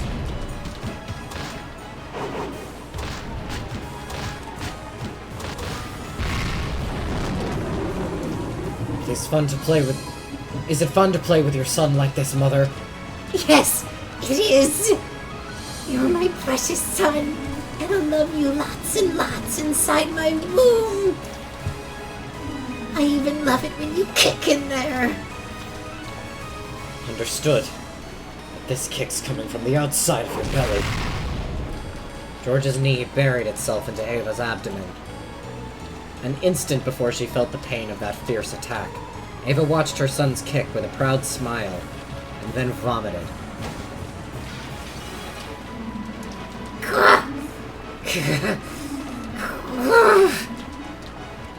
You're getting on in years, Mother. Maybe it's about time you held back on wearing childish clothes like that. George! Her chin still covered in vomit, Ava looked up at George in twisted anguish. She could see how pathetic her face was by her reflection in his glasses.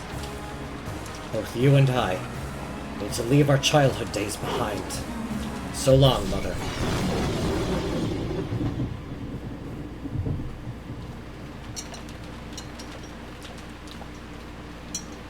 The fierce lightning and rain made time freeze. George's beautiful kick had stopped an inch from Ava's chest. However, the power of the red magic circle surrounding George had already pierced Ava's body. Though he had stopped without hitting her, blood poured out of Ava's back. No wound had been left on her chest, but her heart had been punched through. Ava slumped backwards and landed in a puddle with a splash. There were no convulsions. Her life had been ended without leaving her even an instant to writhe about in pain. I know you're somewhere over there, Gop. As he straightened his glasses, George spoke to the rose thicket behind him. Hey, bitch. Then a pitch-black hole opened in the air there, and Gop jumped out. Impressive. Even considering that it was before her ascension, I can't believe you managed to defeat Ava Beatrice. You know what song always makes me feel great after a hard-won victory? You know what song I have no particular Pyrrhic victory associations with? Let's give it up for Happiness of Marionette. I thought you'd be there. Thanks for not interfering. I'm glad we were able to keep it between mother and son. But of course, I wasn't here. You summoned me just now. Doesn't matter either way. I have something to ask of you. Is there any reason I should listen? Will you refuse to listen? If I feel like it. With his back still facing her, George reset his glasses. God, he thinks he looks so cool. Still has his back to her, and he's pushing his glasses up. I know your nose is running from all the rain. Don't try to hide it. The threat in his voice held the solemn presence of a king who could control demons. The song is so the only thing worse than defeat is victory. Literally! That presence made Gop gulp. Incredible pair of words to put next to each other. And she licked her lips before bowing respectfully to his back. I like hot guys, but I like monarchs even more. You're ugly as shit. Your wish is my command, oh demon king. I'm literally constantly thinking about the scene. It's a flashback scene where... Excuse me, Cecil, do you mind? I'm in attention. Also, my hand is stuck. I'm always thinking about the scene where George, I think it's like a flashback at episode 2 when Jessica's trying to like set up George and Shannon, and George talks about not being very attractive, and Shannon functionally gives him a, "Oh, George Summer, it's what's on the inside that counts." Yeah. Ice cold. I want you to lay her body to rest in a place fitting for a woman who admired the head of the Yoshidamiya family, and who lived her life with the misguided dreams of that position. So Kinzo's study? No. The VIP room will do fine. That never-opened VIP room on the second floor of the mansion. Ah, that room. As you wish, your majesty. Gob approached Ava's corpse and lightly tapped the ground with her right heel. When she did, a large hole opened up, swallowed both Gob and the corpse, and closed. Is the scene after this one the one that I think is the scene after this one, or is there like a... do we do something else for a little while? Great question. I don't know. Because you know what I'm thinking. Oh, absolutely. Episode 6 is crazy. Anything could happen. Mm-hmm. And the scenes could be in any order. After a while, a small hole opened in the air, and the staff Ava always carried, marked with the one-winged eagle that symbolized the Yoshidamiya family's leader, was spat out into a puddle, because the corpse would no longer have any use for it. George slowly approached that staff and stepped down hard on the tip. When he did, the staff spun violently into the air, and after passing by the blue moon that honored the Demon King, it flew into George's outstretched hand. Would hit him on the head. He stepped on it and it stood up and smacked him in the face. Like a rake. Yeah. The instant he grasped it, another fierce lightning bolt landed nearby, and by the time the flash disappeared, the staff he held had become a spray of gold butterflies and vanished. It was as though George had crushed the staff out of existence.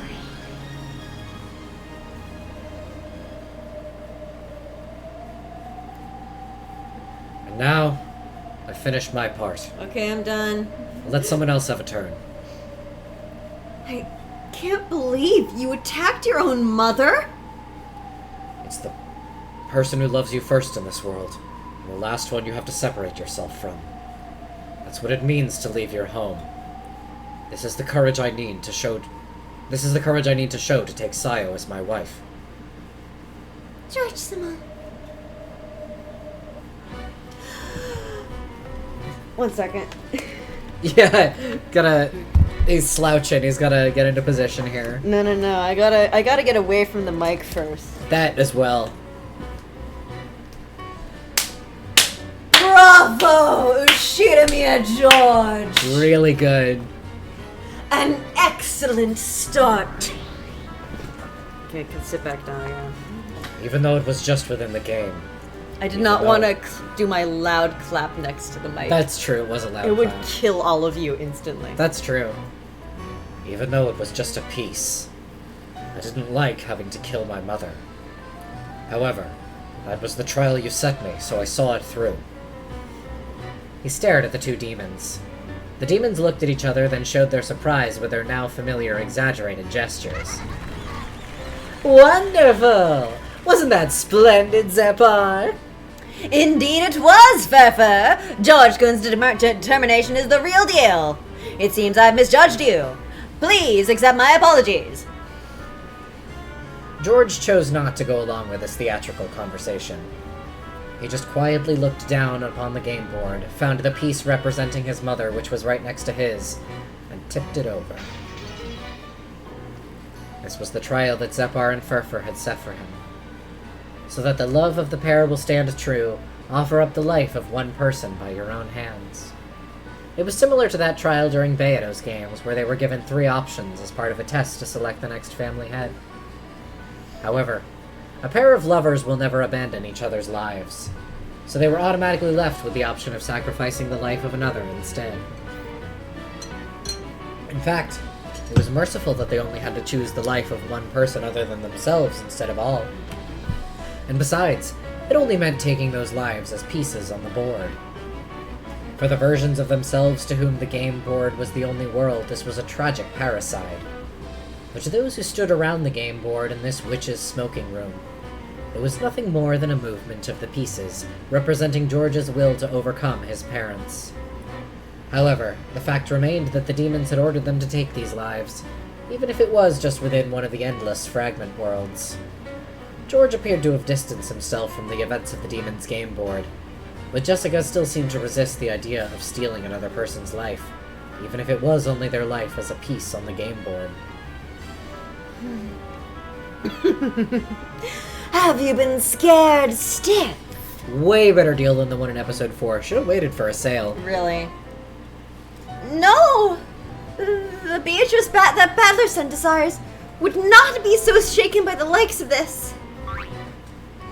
Well then, who would undergo the next trial? I accidentally gave that beta voice. That's fine. Please choose the next victim, it doesn't matter who! Please name the next challenger. Any one of you may go. I hoped that they would make that rhyme, but it didn't. Sad. If no one speaks up! That means I win, doesn't it? Yes, that's right! If so, congratulations, Ushinomiya George! The key that leads to the successful love between you and the one you cherish. We will now proudly grant. Hold it right there! Hold it! I also really like the detail. They really coast on by this, where they were like, this was the trial set out for George. But they specifically say you could choose who you kill, so that's a thing. Mm-hmm. Well, they definitely knew who he was going to choose. Oh yeah, but They said you could do anyone, but they were like, he's gonna kill his mom, so we're gonna put his mom's face right there, right next to him. Yeah. I'm just saying he could kill anyone, and he chose Ava, and he chose doesn't his have any mommy. problems whatsoever. Mm-hmm. As the demons delightedly named George as the victor, they were interrupted by the next challenger. Jessica-san? I'm up next. Please. Okay, I'll do it. I'll show you that I'm serious about Canon-kun. Please. Please, that's all I have in this life. That's all I want. I genuinely can't remember if they cut to something else first, though.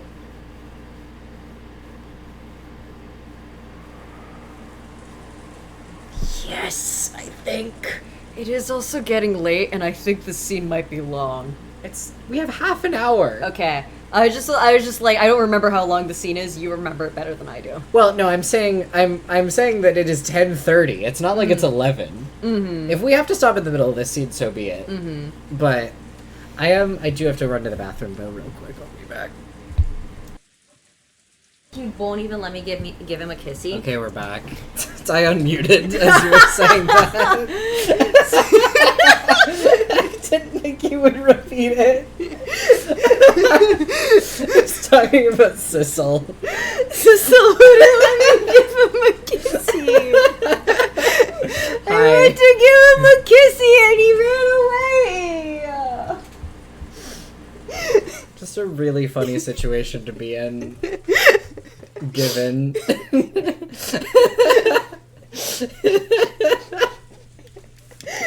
Eva, she's dying. As usual, this year's family conference was getting bogged down. Everyone had decided to cool their heads for a moment, and a short break had been agreed upon. The four siblings could say whatever they wanted, but Natsuhi and Kirie, for example, were outsiders and found it difficult to speak freely in this sort of atmosphere. A conference where you aren't allowed to say what you want can be tiring even as you just sit there quietly. Even Kirie couldn't help letting out a deep sigh.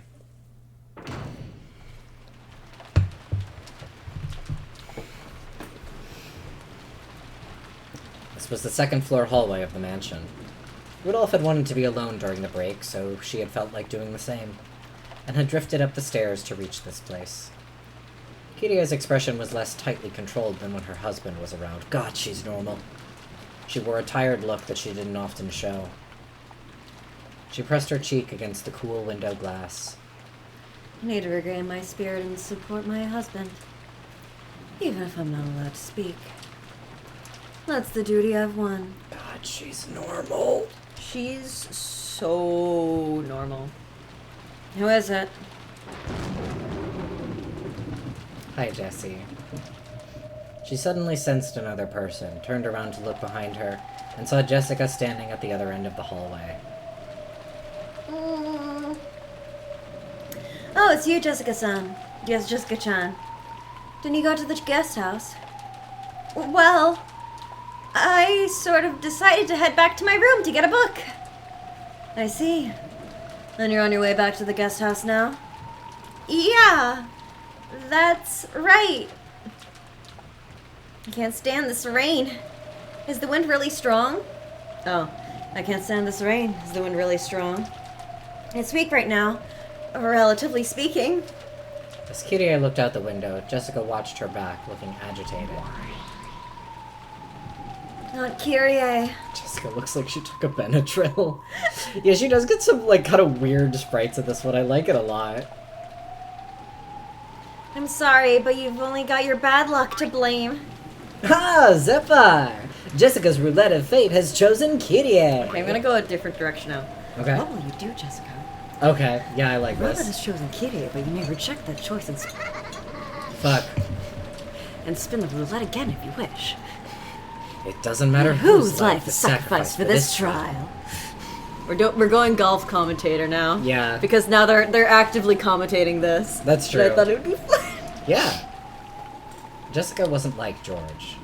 George had willingly chosen Ava to be his sacrifice, to signify his separation from his old life so that he could step away into a new life married to Shannon.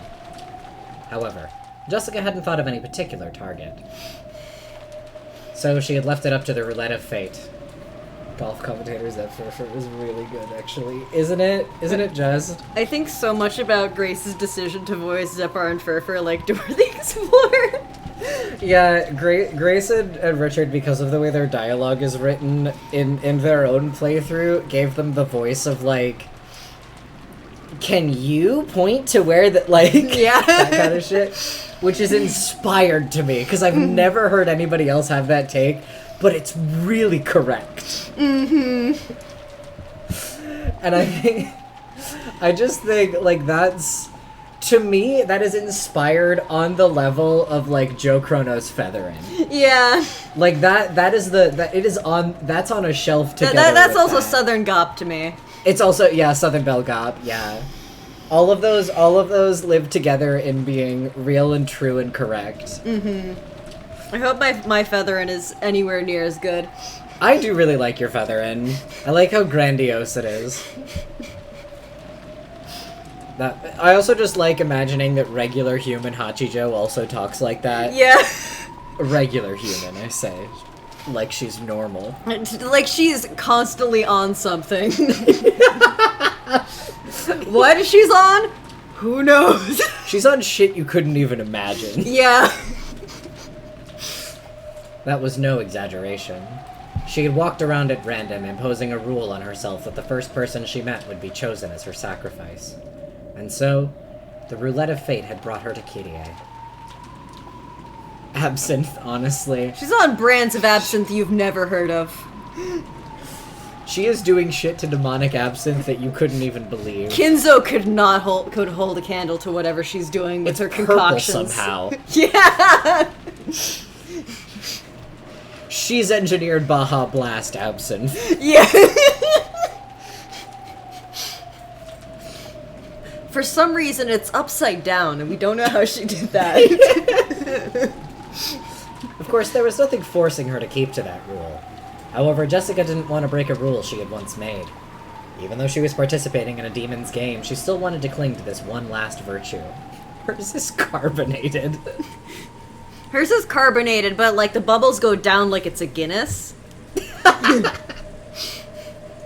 Right now, she could attack that unprotected back. But Jessica still wasn't able to fully resolve herself. What is it? Do you have something to say to me? Noticing the strange distance Jessica was standing at, Kyrie turned around. That unprotected back was already gone. Jessica realized that her hesitation had made her lose her own first chance. She had taken on this demon's game to prove her love for Canon. However, would it really be okay to sell her soul to demons for the sake of love? She had energetically consented to this demon's game, not wanting to let George, who had already taken an open-minded view of the situation, get any more of a lead on her, but her heart still wasn't ready. Maybe I shouldn't be asking you this, Aunt Cutie. What is it? It's rare for you to ask me questions, Jessica-chan. I hope I'm capable of answering them for you. Actually, I have someone I like. Oh, really? That's wonderful. Then is it love you wanted to talk about? I have normal opinions about love, I promise. I'm a great person to ask about this. Yeah, pretty much. Very well. I'll help out if I can.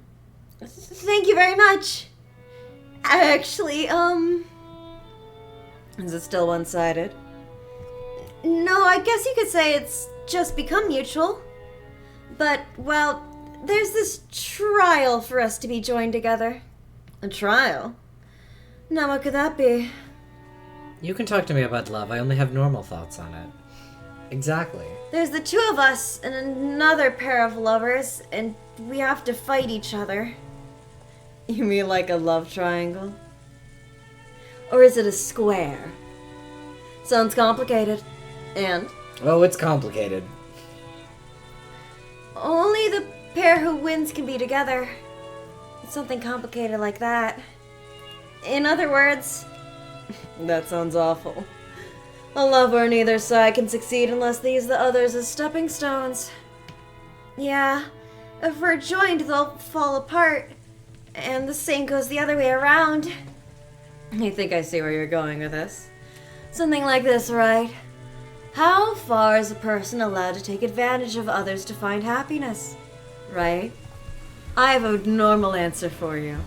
I love this Jessica sprite so much. Yes, Kiria was very smart. She had already guessed the question that Jessica had wanted to ask most. If you don't fight, it automatically becomes their victory and you'll lose. However, if you fight and win, it means they'll fall apart. It's nasty either way. However, the answer is obvious. Yeah. Kiria giggled. If she wasn't willing to stick to her love until the end, then that would show the limits of their relationship. If that were the case, she should just let the other pair of lovers win. However, if this was a love she couldn't abandon, she couldn't abandon her chances at victory either.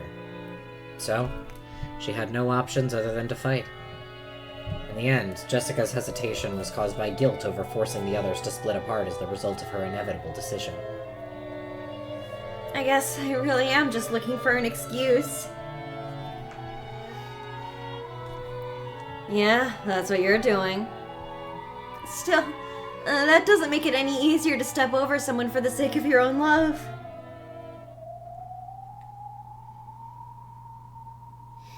In that case, will you give up on your lover? I can tell you one thing for certain. Doing that will be even more painful. You'll be forced to crawl through hell. Crawling through hell mentioned! For the rest of your life. A hardness had entered Kirie's gaze.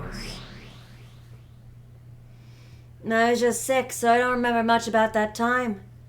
However, I found Mom's notebook among her belongings after she died. She was really normal. Was it a diary? I am all for people. Let's go. Huge. I forgot Once about this again. little cut-in. It was more a collection of her thoughts. It was much vaguer than a diary would have been. I found it and read it right after she passed away.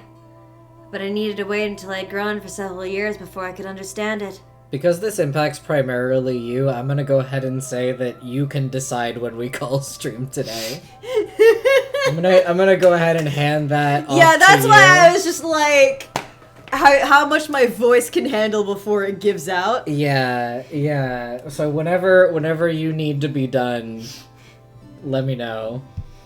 I think unless if I die in the meantime, I think when it gets funny, it might be, or right before it gets funny.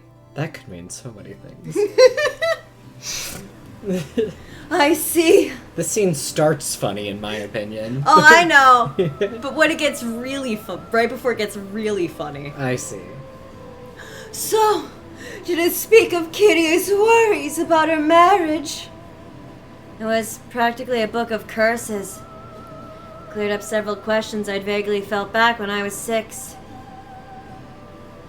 I will take narration. Thank you.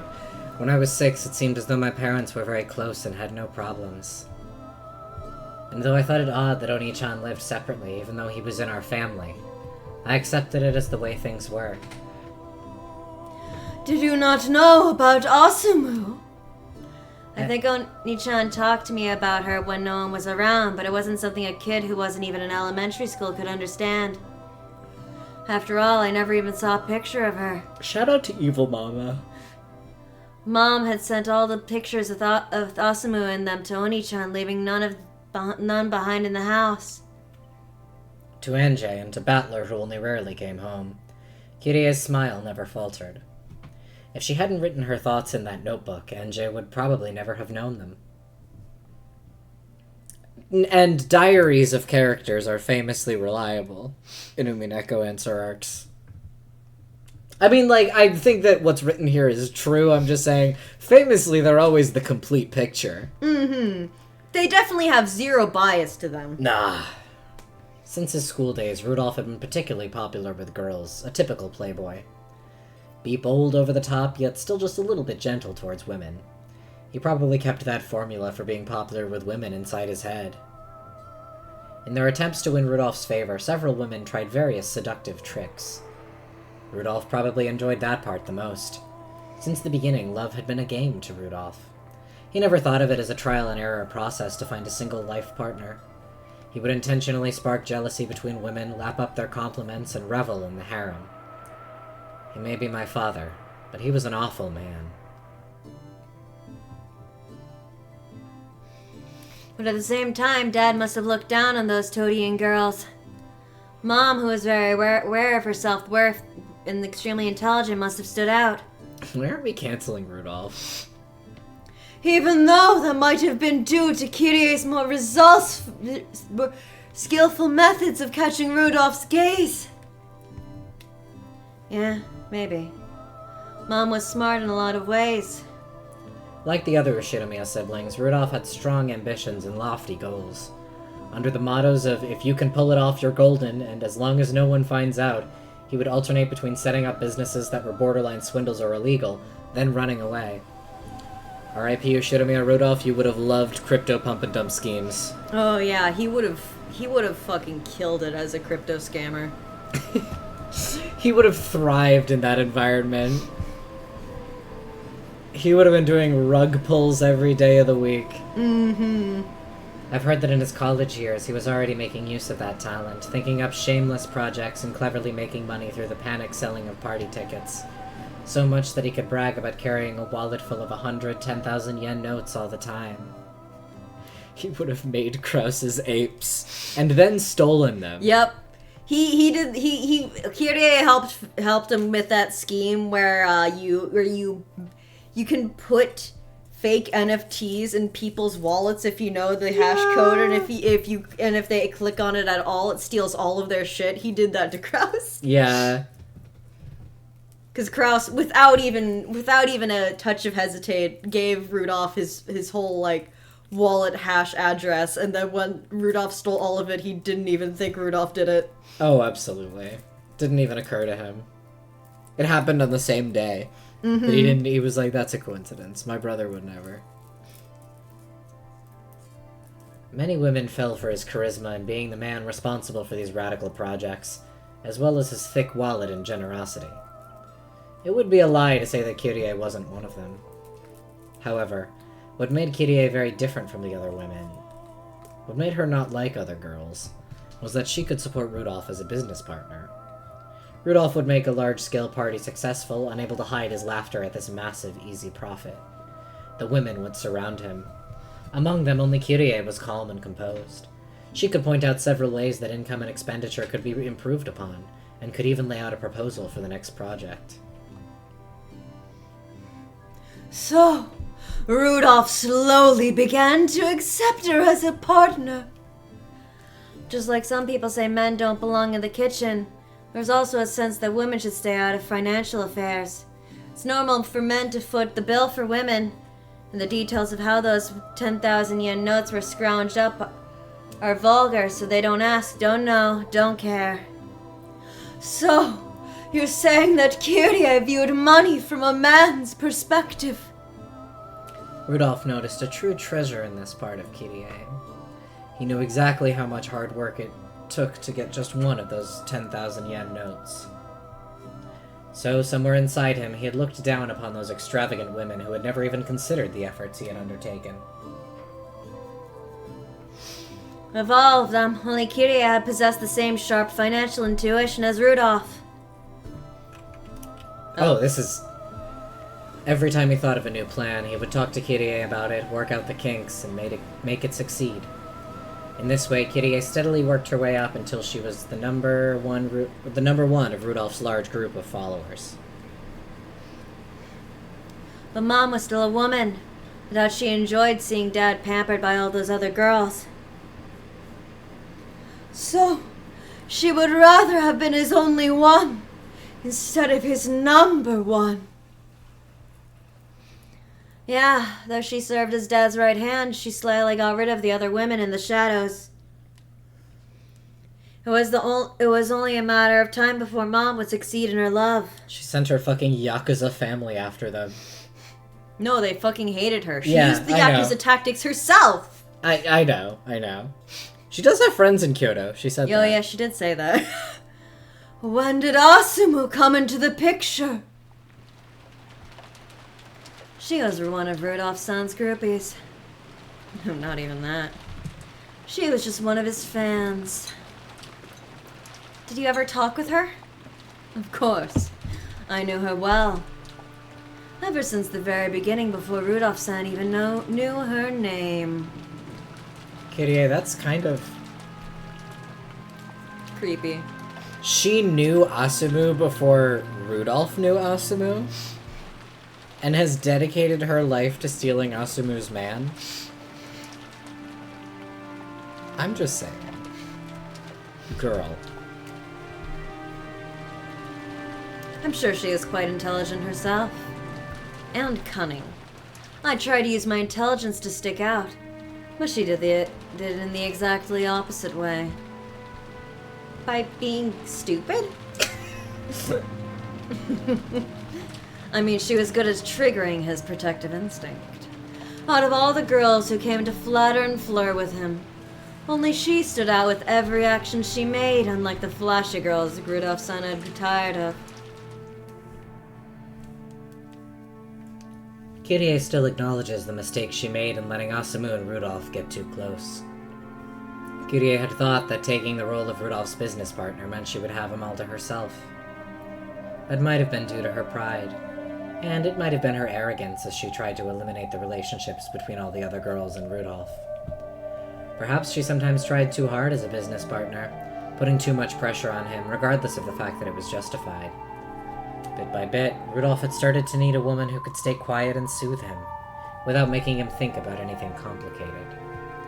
That woman was Asumu.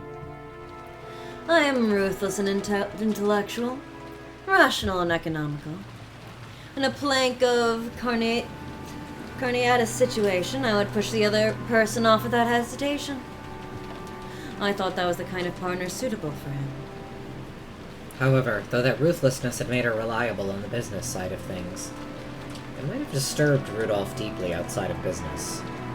At some point, though Rudolph still acknowledged Kyrie's skill, he began to yearn for a quiet, warm acceptance.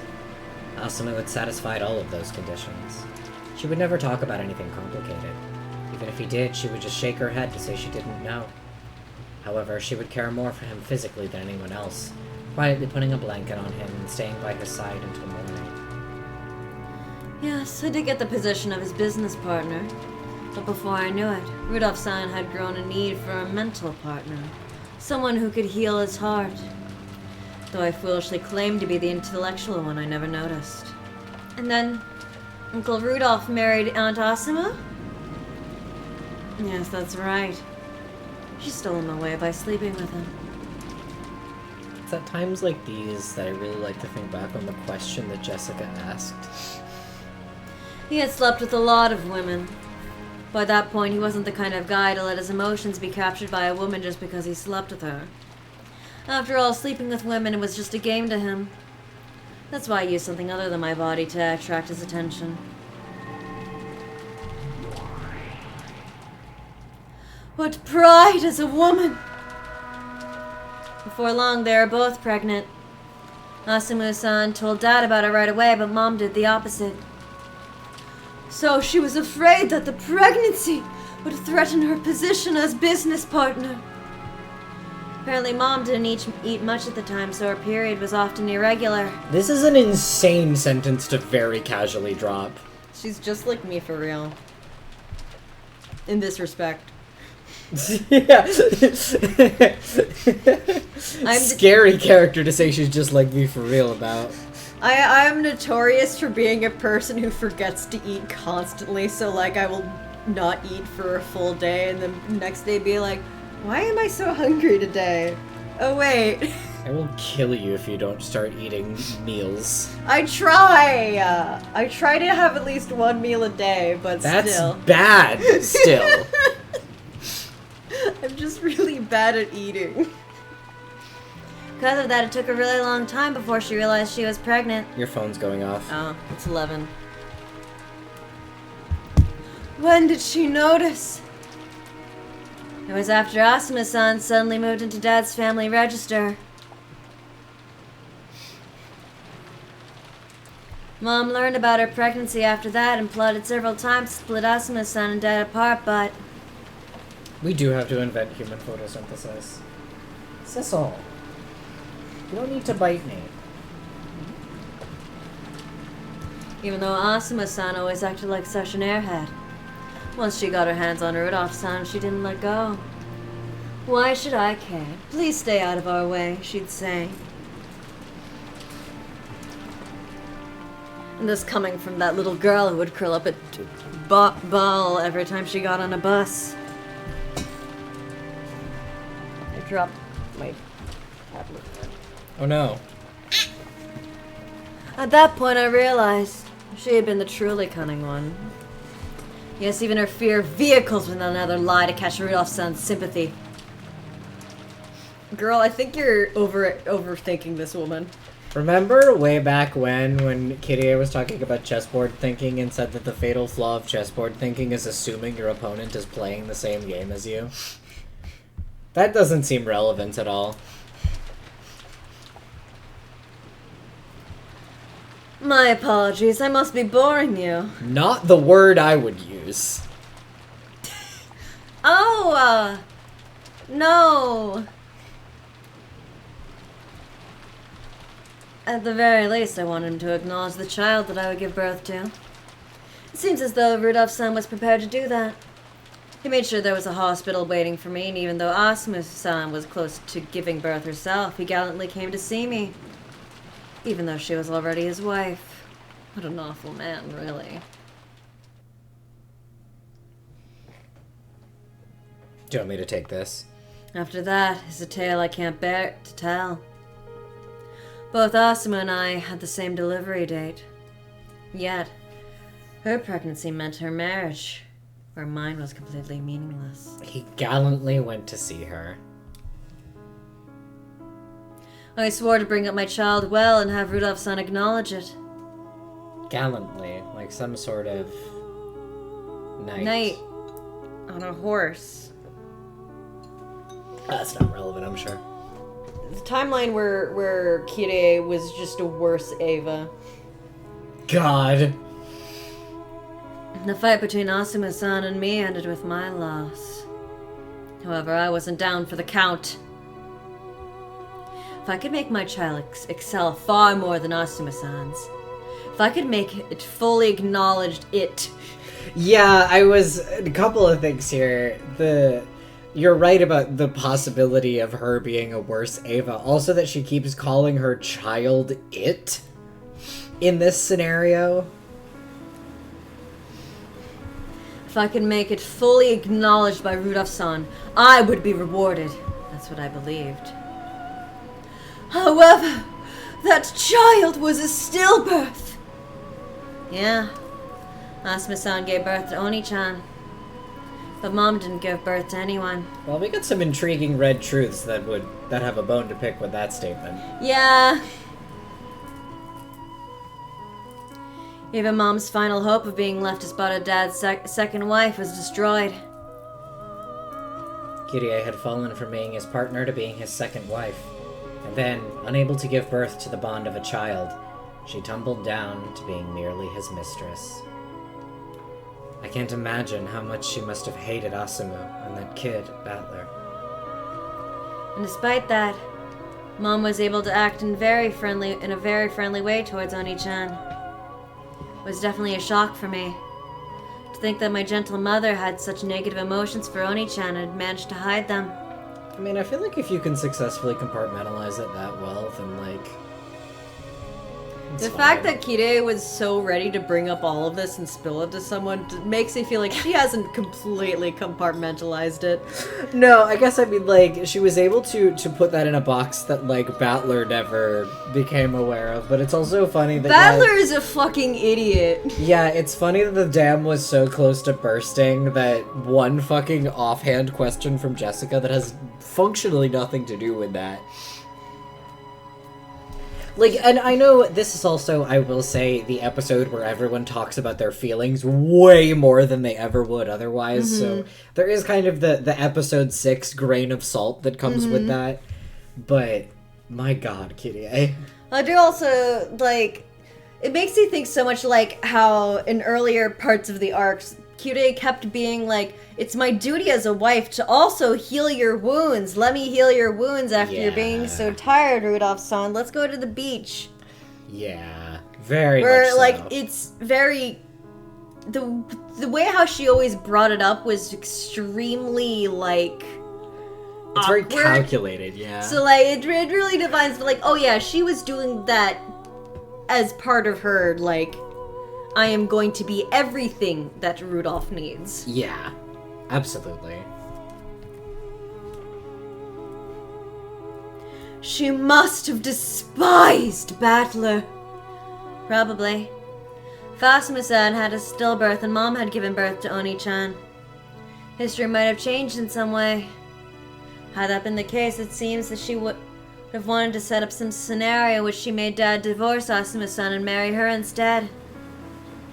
Was that also written in that book where she kept her thoughts? Yeah. After all, it was just a random thought, a delusion. Mom's resentment as she chewed on the corner of her tear-stained bedsheets. God.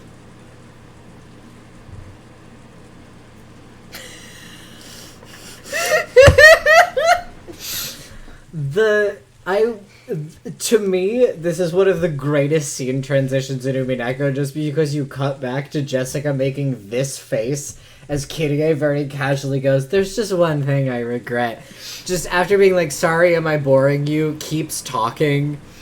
"There's just one thing I regret," as Jessica is just dumbstruck. You can feel her wanting to back away. Yeah. There's just one thing I regret. I love this scene so much. You mean the pregnancy? No. It's my arrogance I regret. Rudolph-san is mine now, so I'm completely safe. Dead angle moment. This is dead angle? Yes. Yeah. I'll never lose to that Asumu kid. And she was busy screaming her head off on buses and planes. I was capable of properly managing the arrangements and expenditures for them. Okay, like, boats and airplanes are vehicles that I understand. Buses? She couldn't handle buses? They don't got seatbelts. She got put in the... Kirei put her in the back of the bus where it's like the most bumpy, specifically to make her freak out more, probably, but it just endeared her more to Rudolph. Oh god. That's my theory. Hey, you're more likely to die on a bus than in a plane. I guess that's true. But could she go in a car? Like, how did... Because, like, Battler doesn't seem to have as extreme a phobia of vehicles than she does.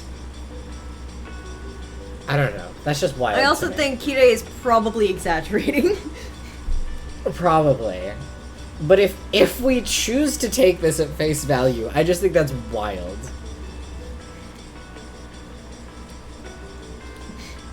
And so I was overtly confident that I was the one Rudolph's son trusted the most. They say love needs to be nurtured, right? Yeah? That's not wrong.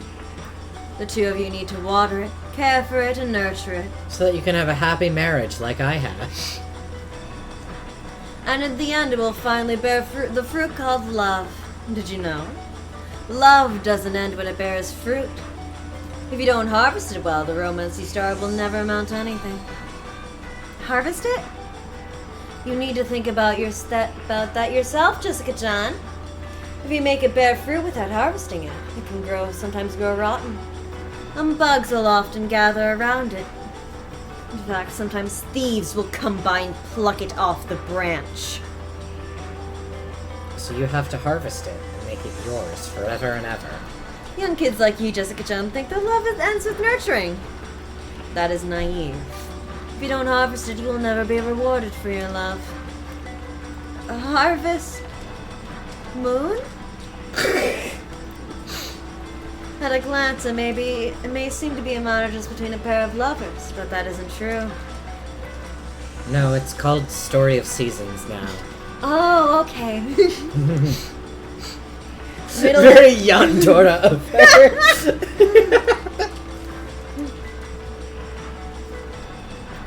Putting off the harvest just because you assume you can do it at any time just gives thieves a chance.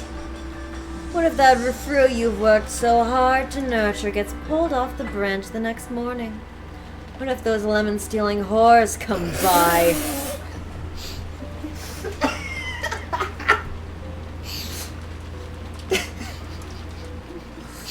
I can't believe I didn't predict that joke. I can't believe that didn't even occur to me.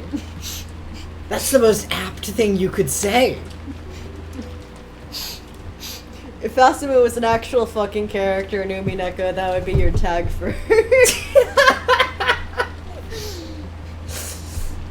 You'll regret that you didn't choose to harvest the previous day instead of complaining.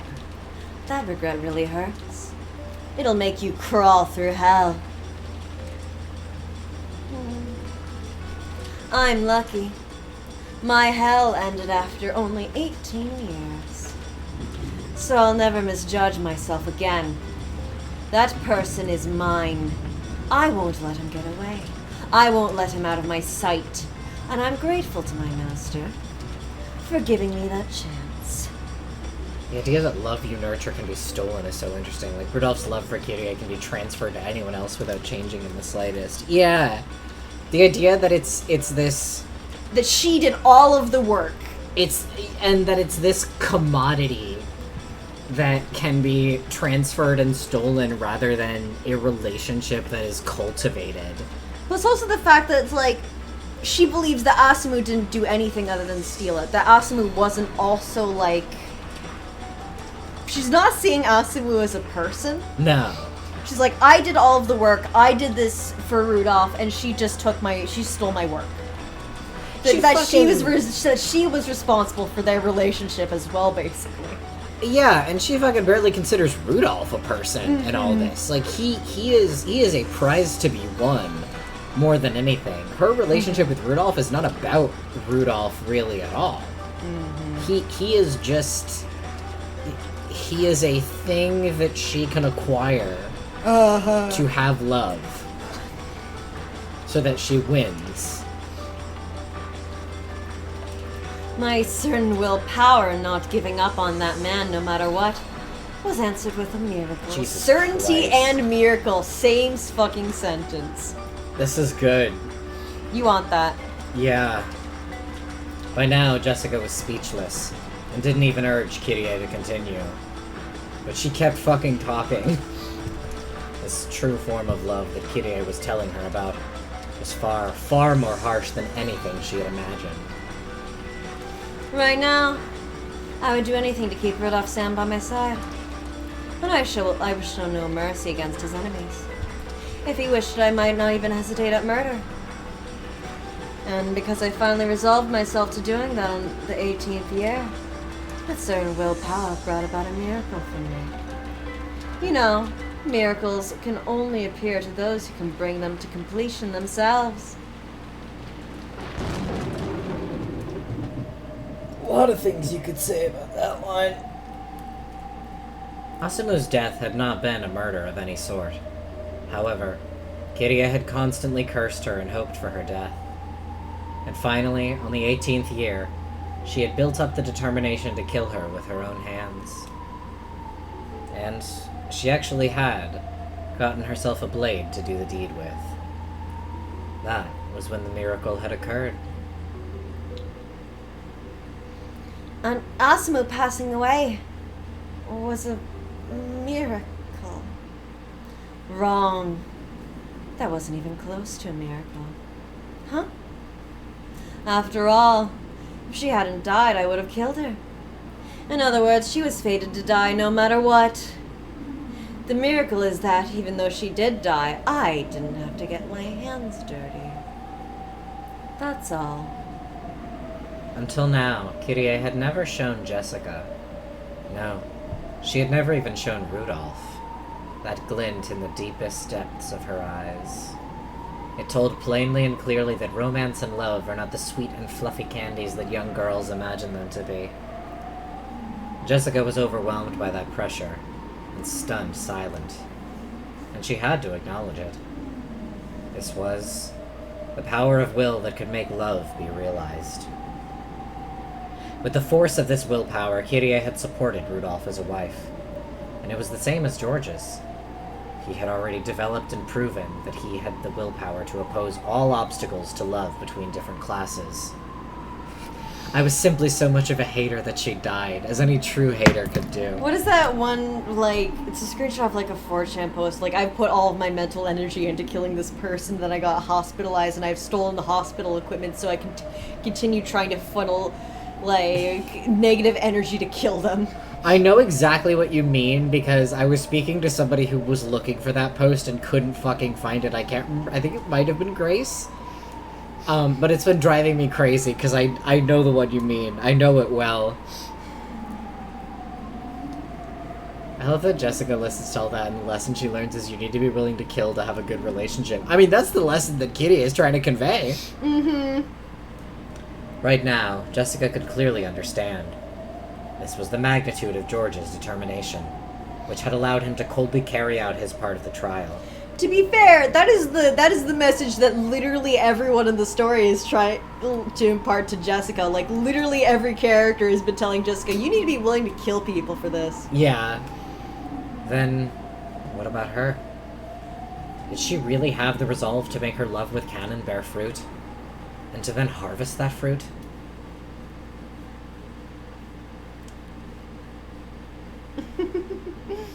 I'm sorry.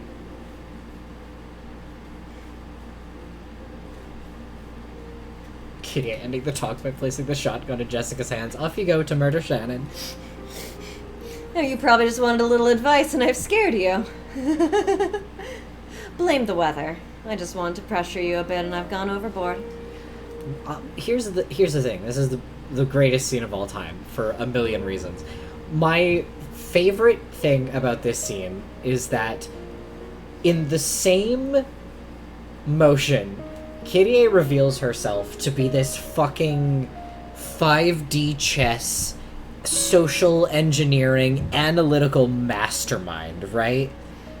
She can analyze anything, any social situation, and fucking make all the winning moves to get the outcome she wants. it also took her this long to process that this is too much information and she is making Jessica uncomfortable. Really showing that, yeah, she was never going to win Rudolph at first. She is at once incredibly, like, socially hyper-aware and yet completely oblivious to the impression that she has on other people. And I just think that's phenomenal. I think it is such interesting characterization for Kyrie. I think it explains a lot about her. She's so good at analyzing specific things, but she has these huge blind spots in her understanding of, like, social situations she's in. She thinks everyone's just like her? She thinks everyone's just like her. We don't know what Asumu was like. I think she was probably a little bit conniving, but I don't think she is anywhere near as conniving as Kyrie thinks she is. But we don't know. We don't know. And that's the crazy thing.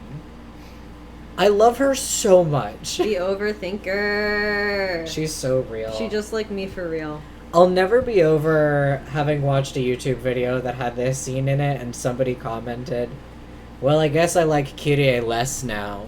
'Cause I'm just like, that couldn't be me. What do you mean you saw this scene and you liked Kyrie less after seeing it? Are you out of your mind? You got this far and you don't like her because she's crazy? Unreal. You're in episode 6 of Umineko deciding your favorite characters on who's the most sane and morally just? Here? In 6? And the no characters is sane or morally just video game? It's so good. I'm just like, what? Where does your head have to be at to get to this scene and be like, I like Kyrie less than I did before? Her best scene. Kyrie let a relaxed smile rise to her face. The tense atmosphere finally slackened. However, her words had been gouged into Jessica's heart. I don't know what your love has been like, Jessica-chan. But if you have a rival and neither is willing to back down, you can't let yourself become complacent. If you'll do, you'll end up like me. For the sake of love, a woman should be prepared to kill it at least once in her life. At least once. I can tell you that all women in the world who call themselves mothers have been through that. After all.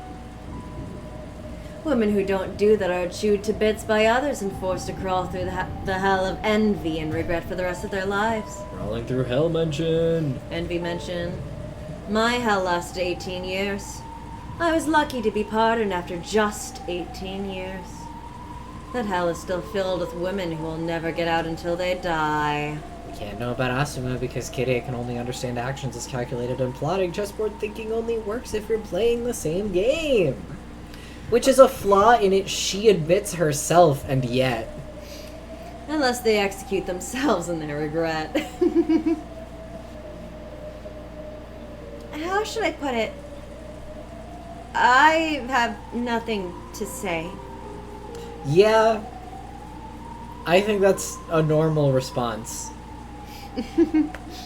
I was trying to cheer you on, but here I've gone and scared you too much. I'm truly sorry. Love can be much more easygoing than that, okay? Love really is like playing with fire. Anyone can play easily and lightheartedly.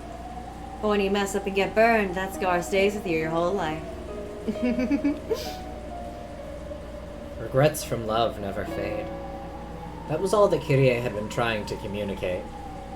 It wasn't like Kyrie to start telling stories from her past, stories you would normally expect her to avoid, instead of giving a brief answer. However, Kyrie might have thought Jessica deserved to hear. I think an important part of her worldview is that she thinks all women are like her. She doesn't see men as capable of being that conniving. They're just prizes to be won. That's also true. Mm-hmm. She, at least in the area of romance specifically, I think she does view them as capable of conniving in, like, a business sense. Mm-hmm. But yeah, in the idea of romance, she sees men as a very passive factor, while women are all evil seductresses trying to ensnare their men. Which is a very... It's a very kind of old-timey flavor of internalized misogyny. Mm-hmm. That, I don't know, it's very interesting.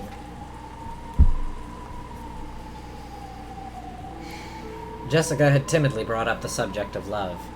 Perhaps Kirie had opened up and told everything because she had seen the fires of Jessica's determination in her eyes.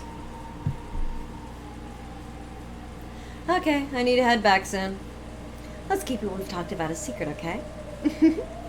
Just between us goyles. With a mysterious Girl talk. smile on her face, Just Kirie girly turned things. around. Yeah, just girly things. I wonder if I scared her too much. Still, it's 100 times better than to learn of the hell from a warning. Once you've fallen into it, it's already too late. Good luck, Jessica-chan. It sounds complicated, but don't lose. It's not every day I get to act as a mentor. What is that, Jessica-chan? Let's drop it off here. Yeah. Jessica jump scare. What a perfect time to call it. I agree. That was the wrong. Oh wait, no, I have to. I was hoping that we could do it before the Jessica jump scare. Unfortunately, it just happened. I'm sorry. Rudolph is misogynist in his sensibilities. Kirie's entire ideology is based on misogyny. Yeah. Well, what a beautiful time. I guess we'll learn more about Scary Jessica next time. We'll learn about the sudden gale that Kirie just experienced. Yeah, I'm sure it's normal. See, even Sissel agrees. I think Kirie is normal. I know you do. I would do the same for food. I know you would. And yet you don't kill me. Curious. Happy International Women's... Actually, Happy International Women's Happy Day, International indeed. Misogyny's Day. Happy International Misogyny Day.